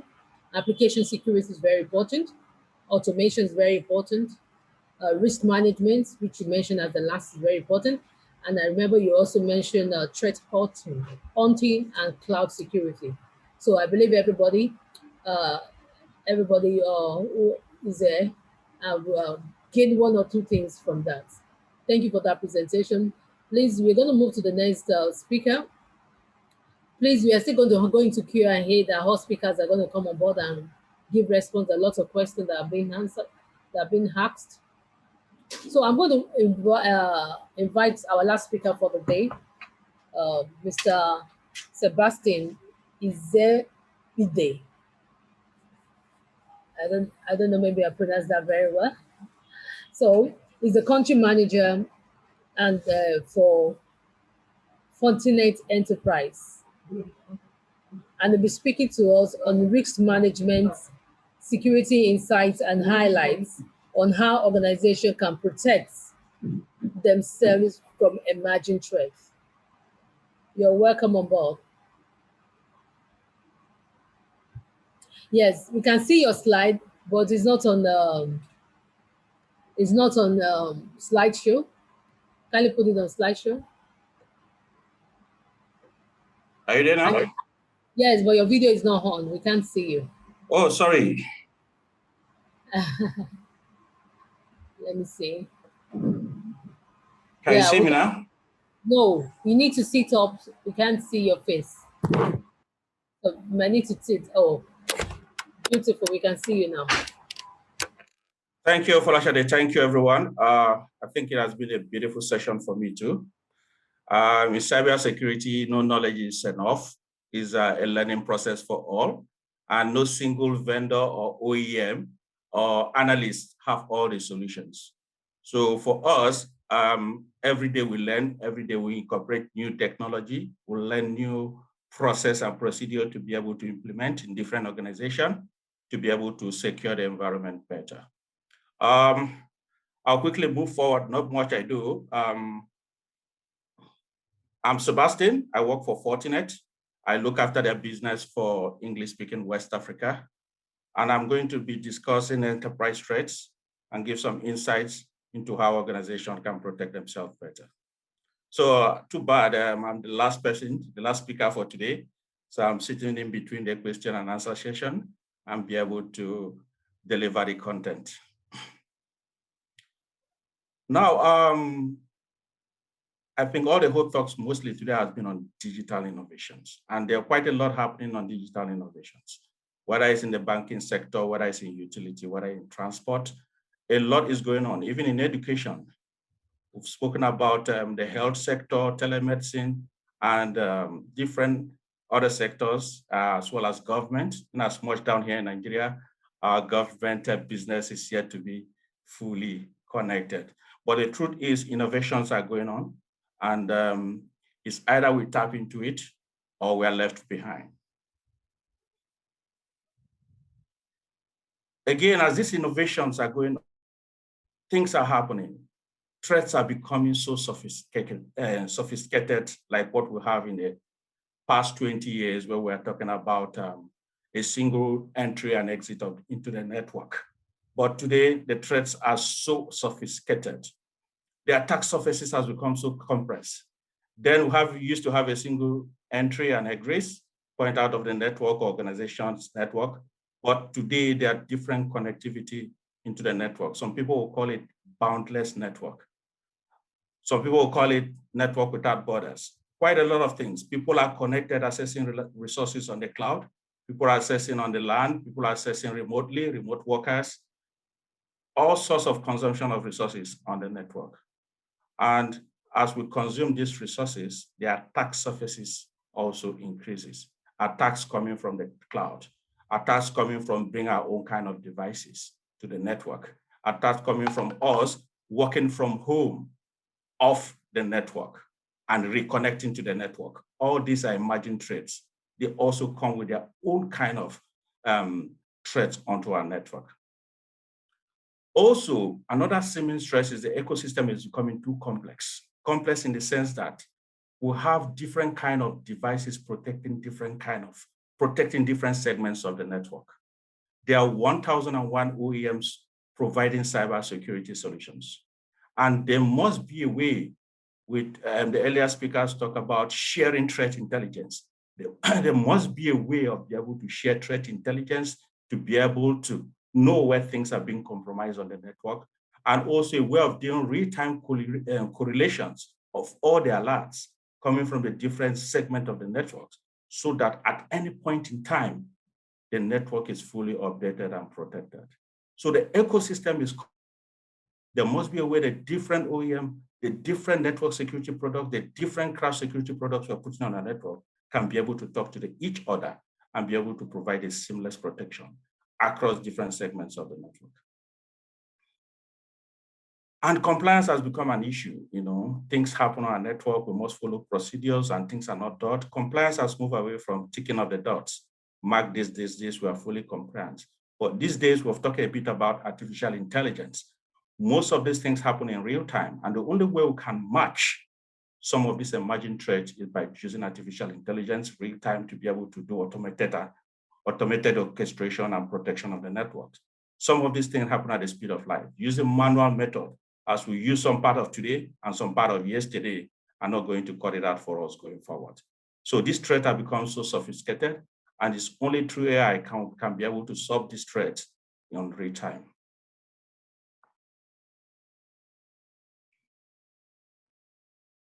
The enterprise has become so big, and with the disruption we have seen coming from COVID for the last 1 year plus, things have changed.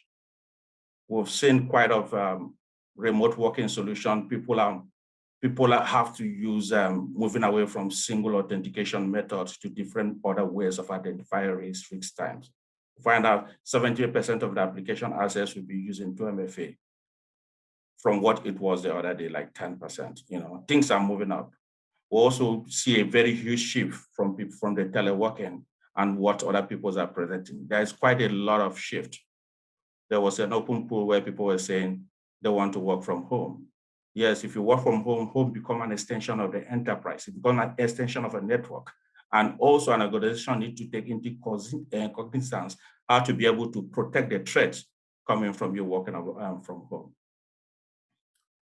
And also we're talking about bring your own devices and the complexity that comes with IoT. IoT is something of the future, something that happened today. And Gartner rightly said by 2025, there will be about 12 billion devices installed, IoT devices. And this is huge. And the subsequent threats that come with it cannot be overemphasized. And we also need to be able to reposition the network, reposition the enterprise to be able to cater for those kind of threats.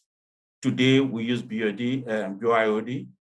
IoTs are coming. We are talking about OT and different kind of stuff. So the complications are there. Now, also, there's a lean demarcation between OT and IT. When we talk about utilities, we talk about high-profile manufacturing and stuff like that. Also, the emerging threat coming from that is a lot. We're talking about by 2025, there will be by 3.7 billion installed IoT devices. And this cuts across whether it's IT and OT. So this is another emerging sector we look into.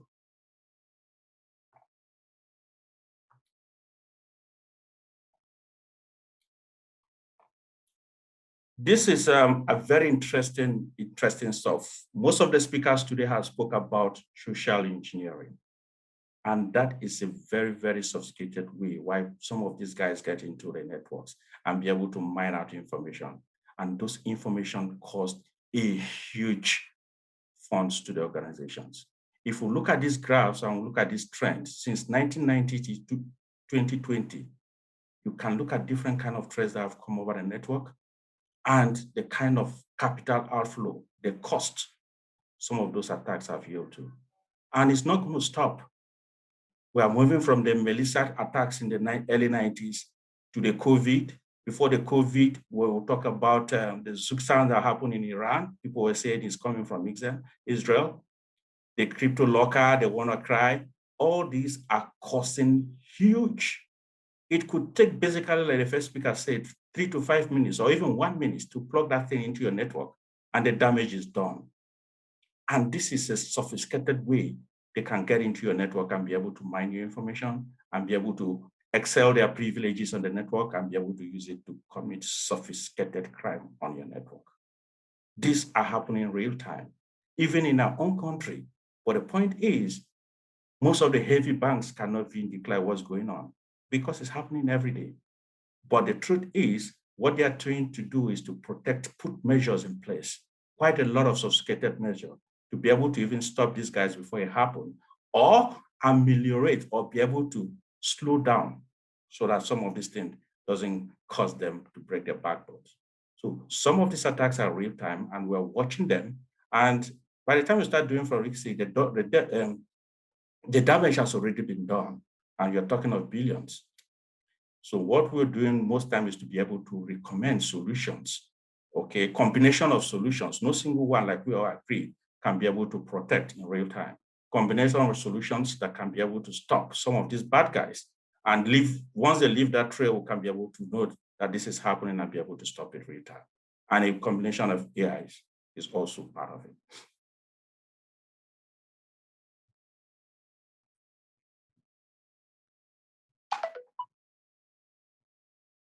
There are different kinds of risks we are talking about. Risks coming from the users based on identity management, risk coming from the device we are plugging into the networks, accessing our campuses, accessing our factories.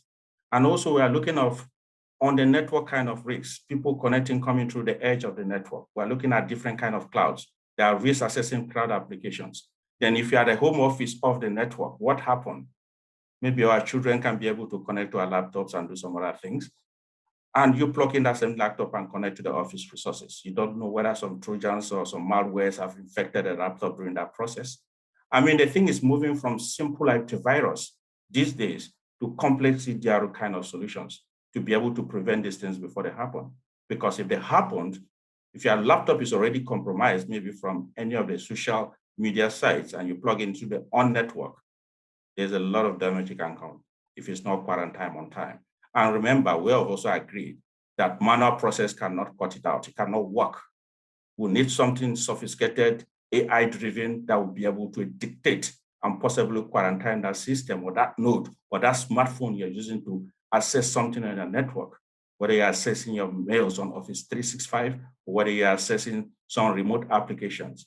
There are different defined methods and procedures that will be able to do. Organizations have defined that you need to follow, because if we try to go the other way or use a shortcut, we are compromising the system, we are compromising our network, we're putting the network at risk. And this can cause huge billions in terms of revenue loss to the organizations. These are some predictions by threat research organizations early this 2021, things that are going to happen, and the kind of threats, sophisticated threats they are predicting are going to hit our networks. Whether we're looking at it from the LAN WAN, multi-cloud data center, remote office IoTs, the threats are unique and the vulnerability are always there. They are looking at evolving Trojan to be able to target the edge of the different kinds of networks. And advanced social engineering is going to come into play. Social engineering is one of the best ways we've seen, and email phishing that sophisticated attacks normally come through. Then we're also seeing attacks coming through the 5G and swarm warning-based kind of attack. Evolution of ransomware. If you look at the past 3 or 4 slides we went through, evolution of ransomware for always been there and has caused a lot of billion in cost of this attack since the early 90s. And it's not going to stop. It's going to get more sophisticated.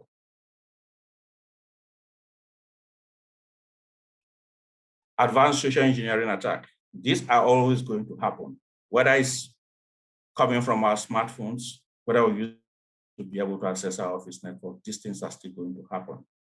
Like 100%, or if not very huge chunk of the smartphones we're using today are all compromised in one form of malicious spyware or harmfulware or another.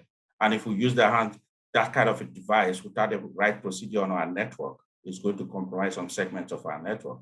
And like I said, manual kind of stuff cannot be able to solve those kind of problems. We actually need AI to be able to figure out an EDR kind of solutions to be able to quarantine those kind of devices real time. Targeting home smart devices and tier multi devices and systems together. There are quite a lot of attacks we're seeing coming here. And one thing that is very, very clear here is social engineering is going to be on the rise. And this is one good thing the hackers like. And by the time you get into them or click on some malicious link, or they ask for malicious information, their privileges started to escalate or get high, and they compromise whatever system or mine whatever information they are looking for.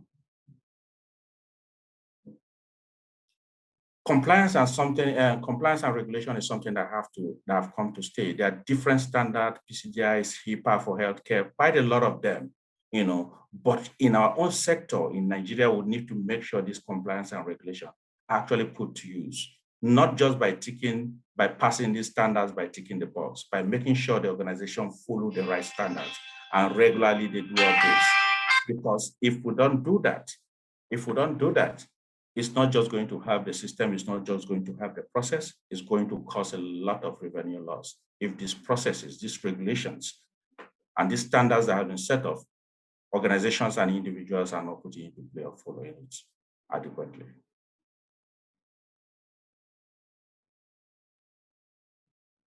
There are quite a lot of challenges in the financial sectors and quite a lot of cybersecurity threats in all different organizations. In the next 3 slides, I'm going to be looking at the kind of attacks and what can be doing, visibility, things one can do to be able to do that. The key financial services cost reduction organization. With this kind of pandemic, what we have seen happening in most of organizations is the budgets are not there. You cannot implement quite a lot of cybersecurity solutions.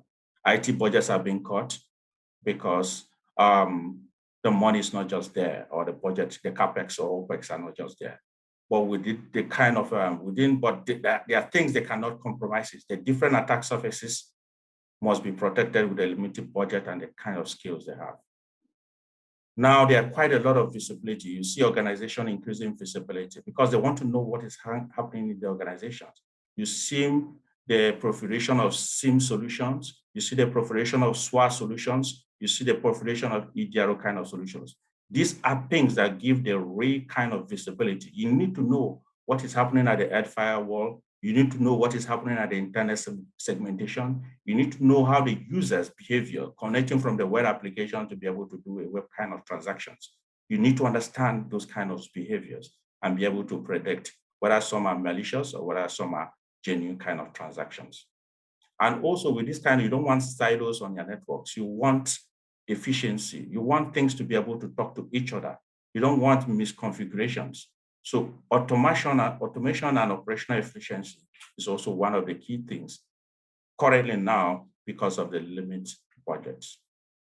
Flexibility. Most organizations, I mean, if you look at the big organizations, either they have one or two applications, or most of them, I know some big banks today that have moved, not core banking, that have moved quite most of, if not all of their workloads into the cloud. Cloud has come to stay, but hey, for us to be able to produce, to make maximum benefits of the cloud kind of solution, we must make sure the security is right. If the security is right, if the security is not right, please don't even venture going there, because I mean, at the end of the day, you have yourself to blame. And also to be able to put quite a lot of internal policies. Most of the cloud applications like Office, your emails, where most of the attack vectors like the phishing emails come through, we must make sure we put additional layer of security on top of them, apart from the native security that comes with those kind of solutions. And also in every organization, we must make sure that we take compliance and reporting really, really serious. In the educational sectors, we have seen quite a lot of things happening, not just locally. Locally, that we're not really seeing much, but some organizations are really making wide use. Some higher institutions, even secondary schools, are really making use of the e-learning platform to be able to teach our students and wards during this COVID pandemic period. And the truth is, we also need to be able to build security around that. In some time past, we'll be able to hear where students log into or hack the system and be able to score themselves some grades. Those kind of things should not happen. If the right privileges and the right kind of access they need to this is also protected. So inside trade attacks are things that happen mostly in this kind of case, where people are compromised, where the process is compromised, and people take advantage of it and be able to do things that are not allowed. So at the bottom of all this, in the different sectors, compliance, we must make sure we demonstrate high level of compliance for everybody using the tool, or the insiders being able, for the insiders also administering these tools.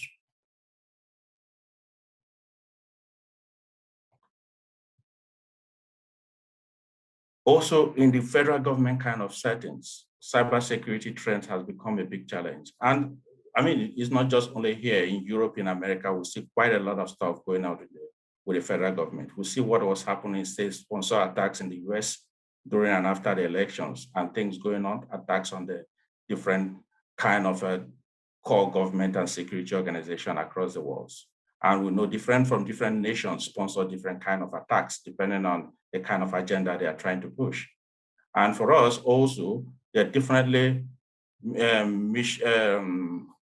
continuity has become a key part of this.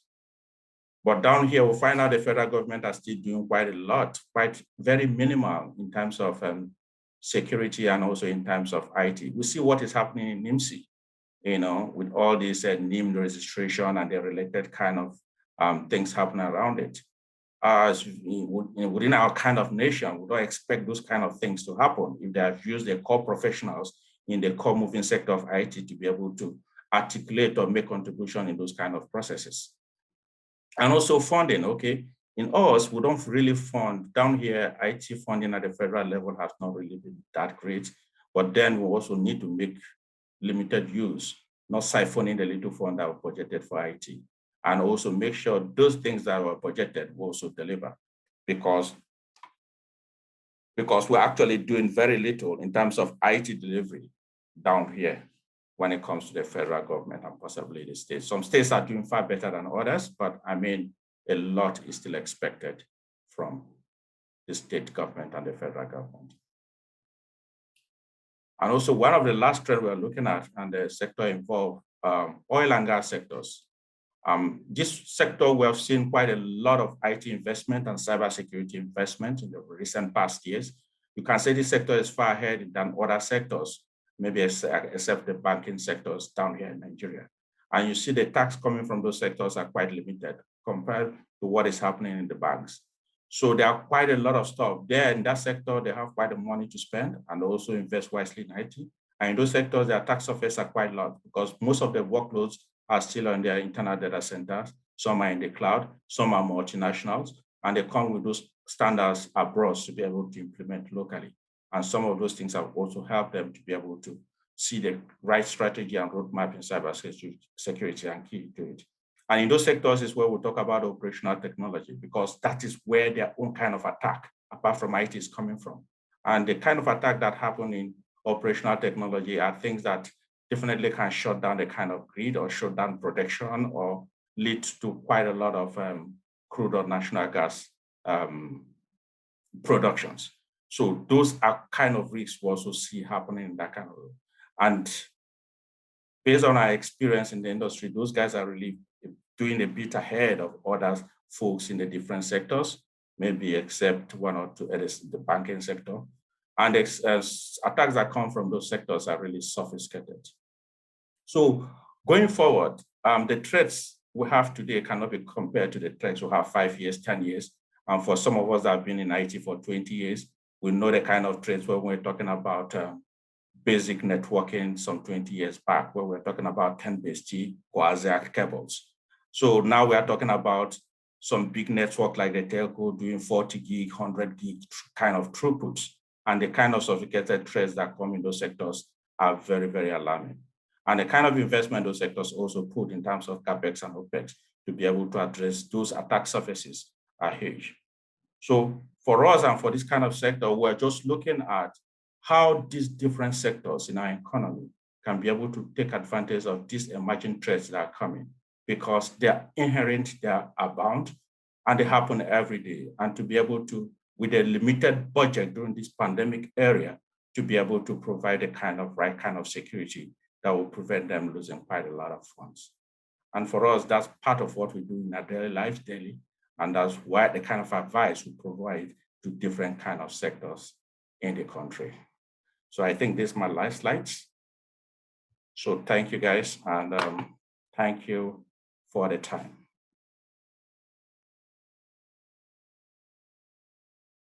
Any question?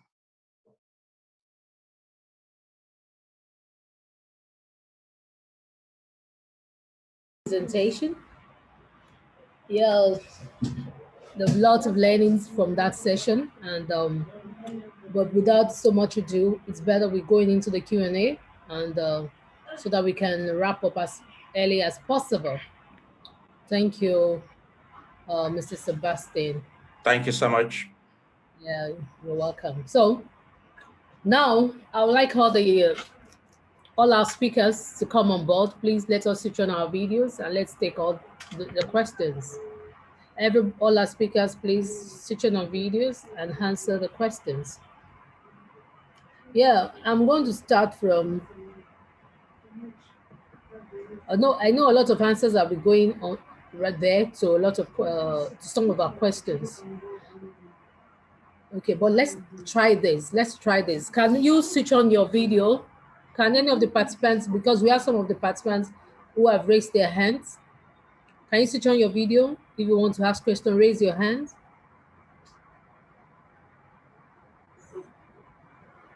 Can you unmute yourself? Please, if you can do this and you have a question, please unmute.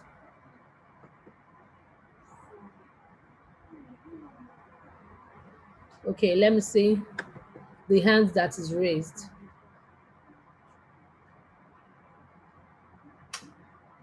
However, as we do this, let's go to the questions.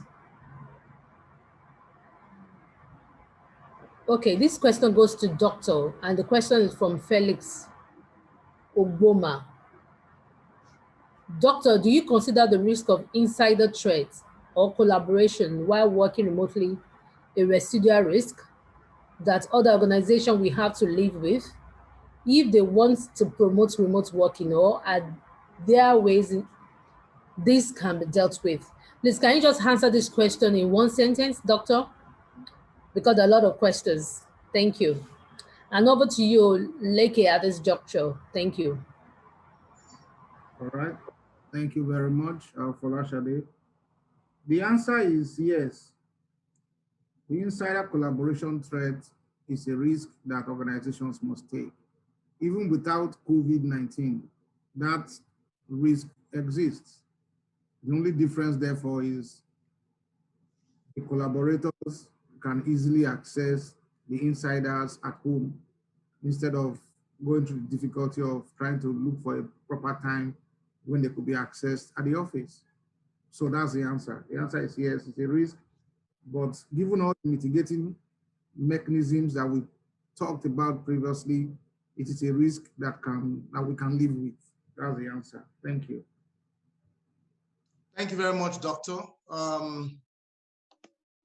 And also for making that a brief one. All right, there's a question here that is about API, about AI, if John is still here. The question says, how do you apply AI to cybersecurity for financial institutions? A very brief answer to that question will be much appreciated. And any one of our faculty members can step into that question just in case John is not available yet.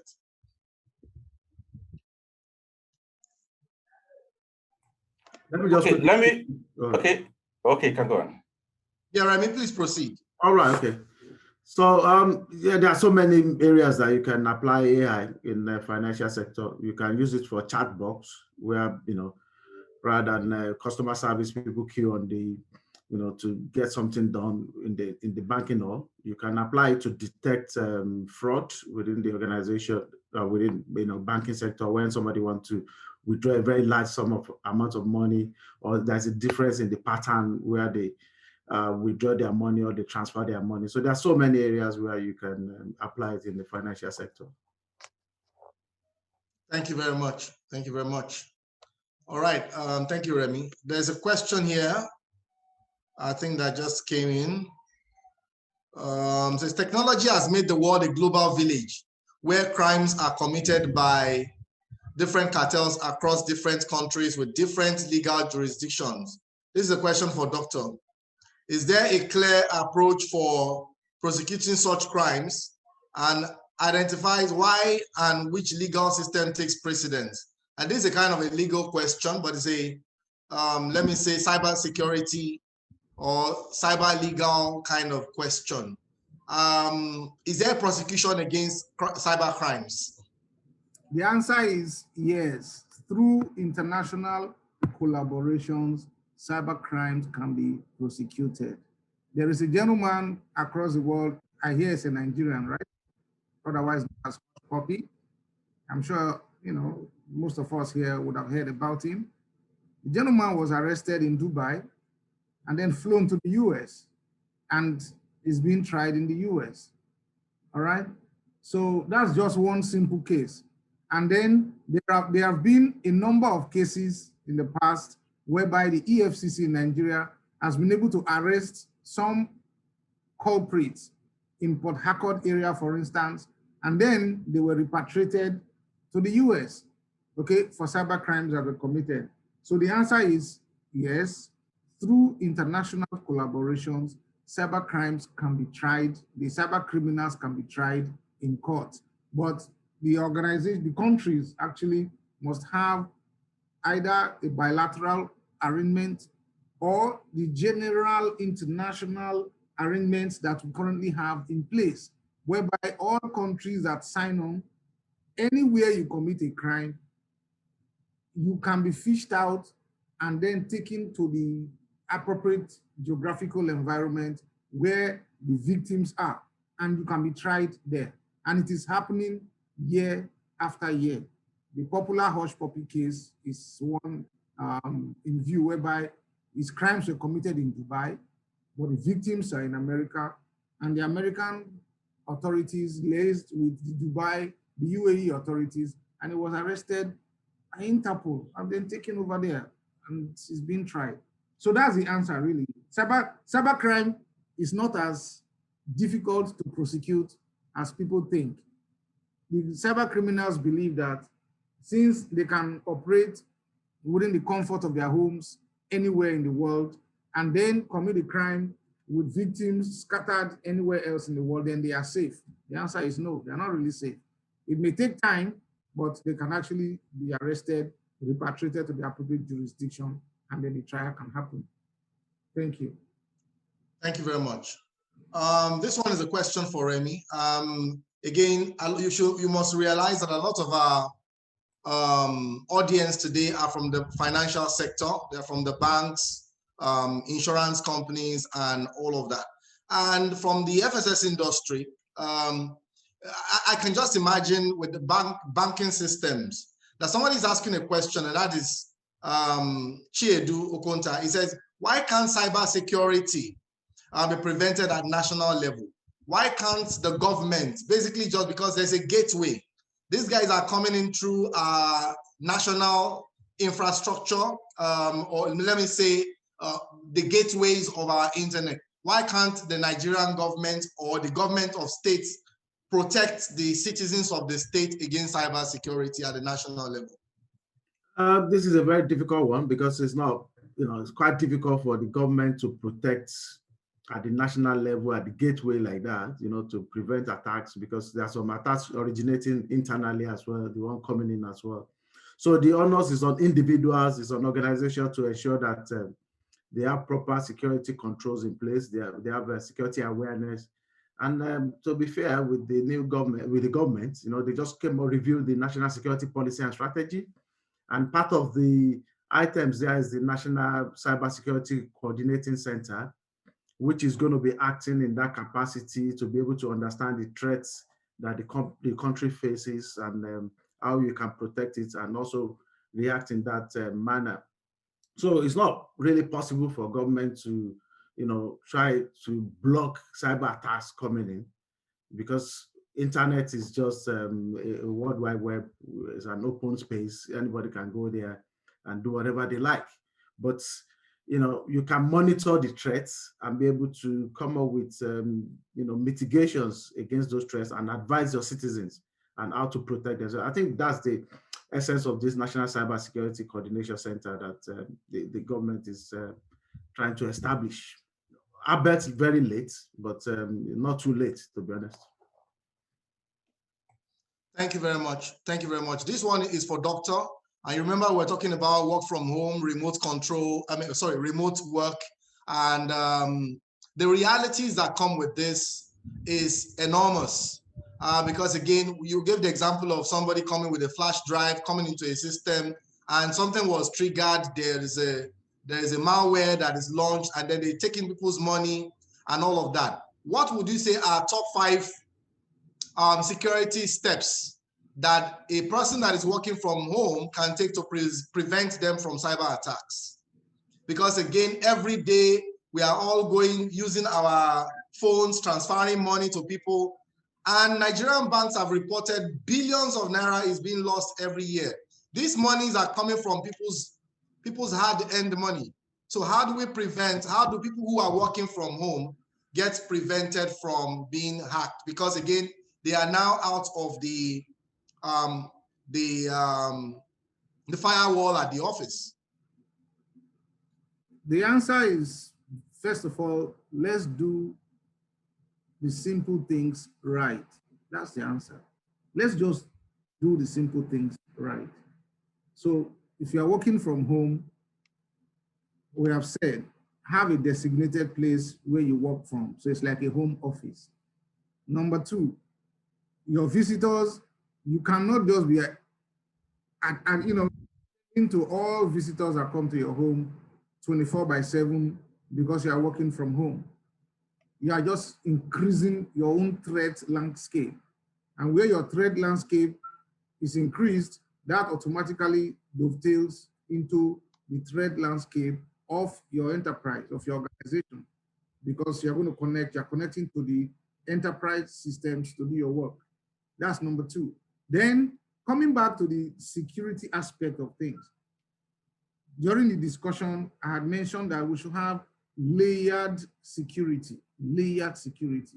That will increase the work factor for anyone who wants to breach either your systems or the availability or confidentiality or integrity of your data. Okay? With the layered security, again, that sounds very big, but simple things. You should have a good password to access your systems. The password should not be easy, something that can be easily guessed, like your own name or the name of your child or something. So that when visitors come to your place and your system is somewhere, they know where it is, they can't just easily go there, open the system and log in, guessing your password. We should have at least two-factor authentication. So you are using something that you know, like a password, and then something that you have, like a token. If you have that token, then you are protected. You are able to log in. You're in your own environment, at home, working from home. People should not have access to your token. If people are allowed to simply have access to your token, that's not being responsible, okay? And it helps to protect a lot. You can actually harden that process, make it a bit more difficult by moving to the next level of multi-factor authentication.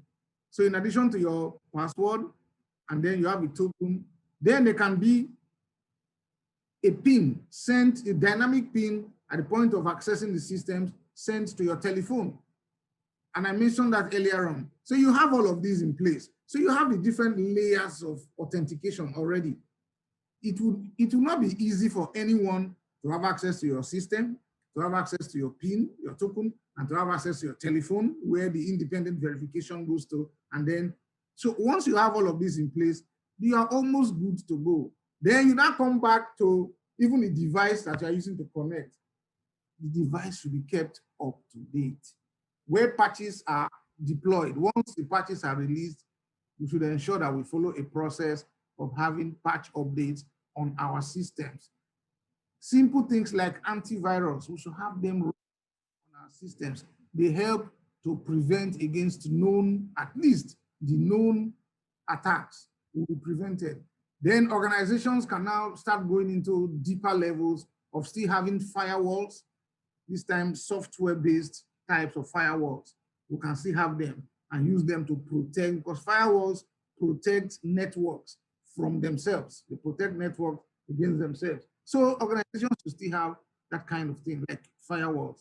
And then, very importantly, before we start using systems, either PCs, laptops, or even mobile devices, as the case may be, we should have them properly configured.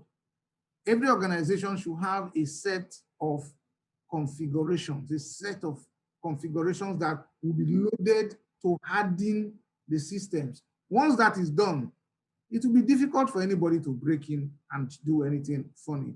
But if the systems are not hardened, if they don't meet minimum configuration specifications as per the security standards of the financial institution, as the case may be, then you now have porous systems being used to connect onto networks, and that could create a very big problem, especially when people are working remotely. So I believe you said 5, but I've mentioned much more than 5. And if we do some or all of these, then it will be difficult for the hackers to break in. It will be difficult for anybody to access our systems and compromise data, etc. But very importantly, everyone should take responsibility for the security of their devices, for the security of their accesses. You cannot share your password. A lot of the time you find cases whereby people share their passwords with their friends, with their colleagues, with their family members. That is something that should be allowed to happen. So I think I can stop here at this point in time. Thank you very much. Hello?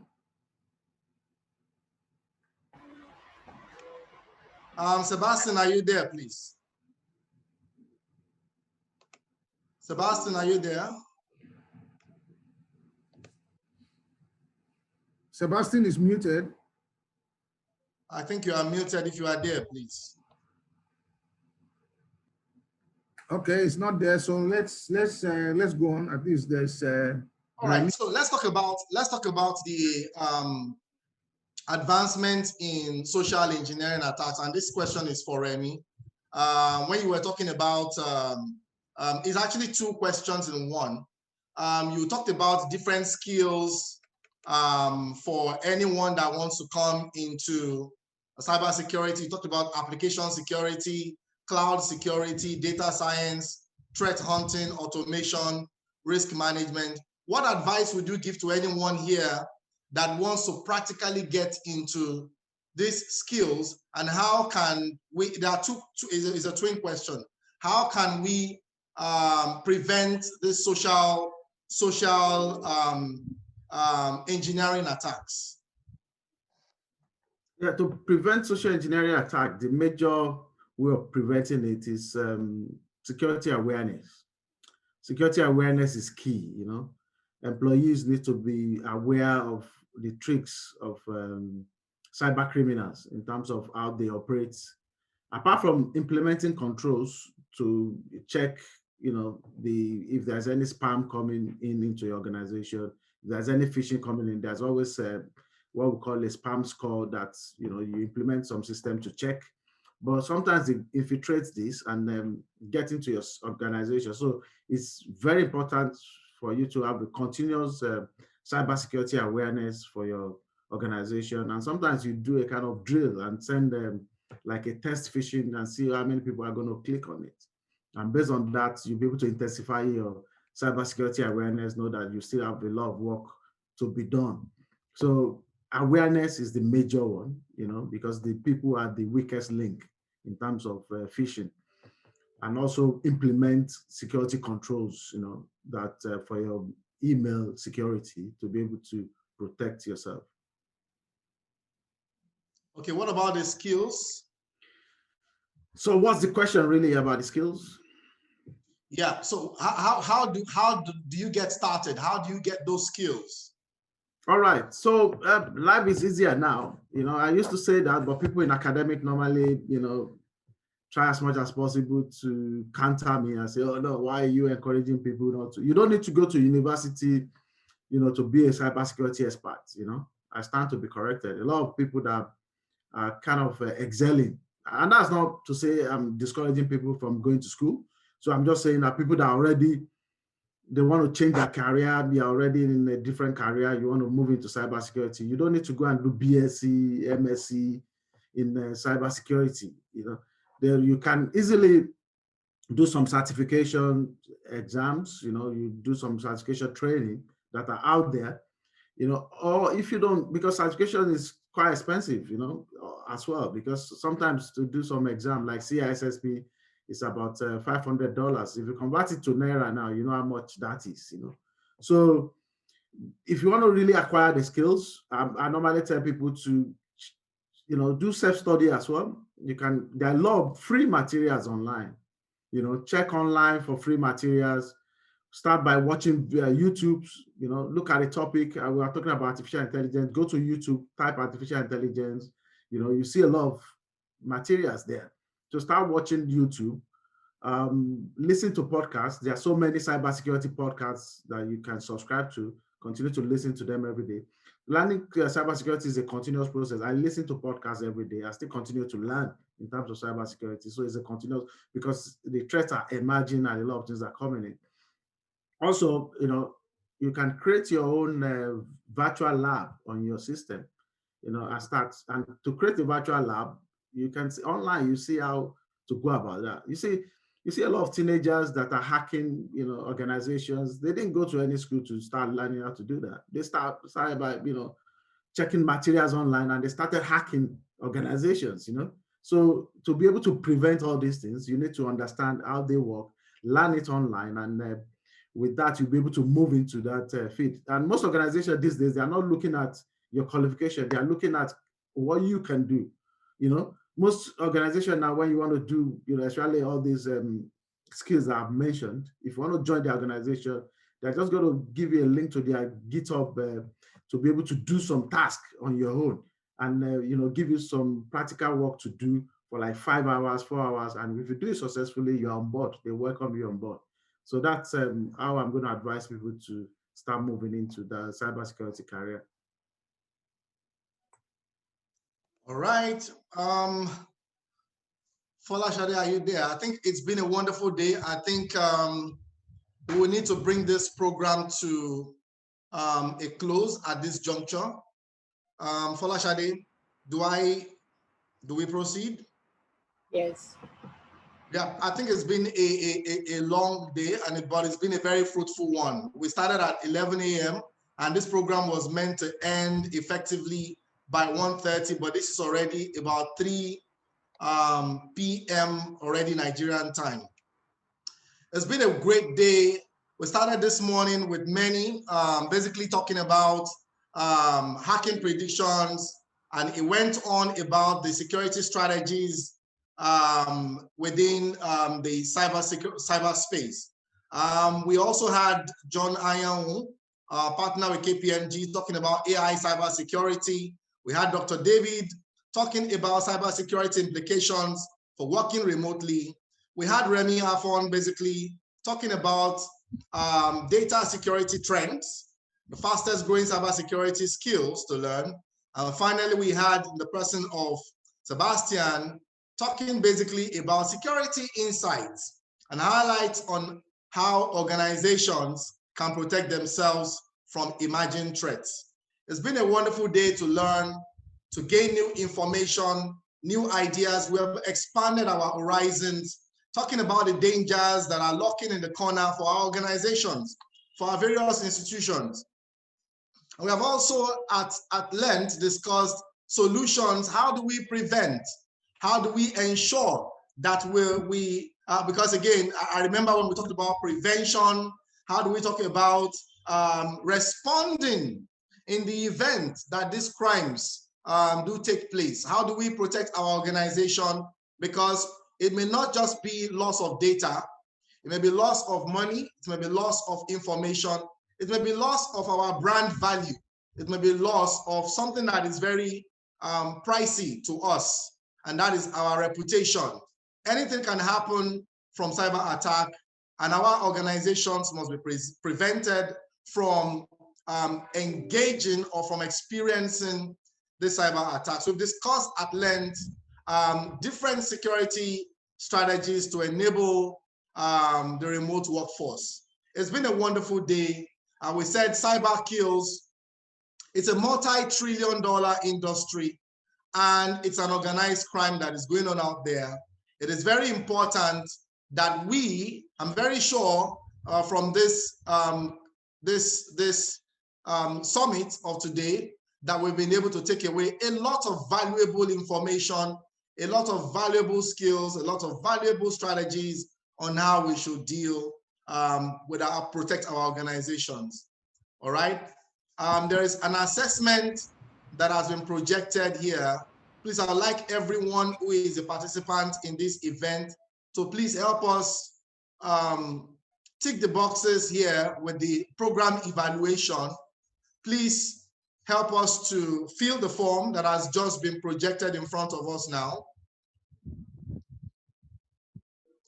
Yes, program evaluation. Thank you. We are done. Oh, fantastic. All right. It's been a wonderful day. On behalf of my colleagues that are here, Folashade Abiola, Victory Bandele, and a couple of other colleagues who are from FITC, we want to thank you very much. We want to thank our facilitators of the day, Dr. David Isiavwe, thank you very much. Sebastian, we appreciate you. Remi Afon, thank you very much for gracing this occasion and for adding color and value to the discourse of the day. It's been a very wonderful day. To all our participants from all across the country, from various organizations, from our partners, our friends, our clients from various organizations who have graced this occasion, we thank you very much for being part of this. On behalf of FITC, the world-class, innovation-led, technology-driven knowledge institution, We want to say thank you very much for being part of this August occasion in the month of February. Thank you very much, everyone. Thank you very much.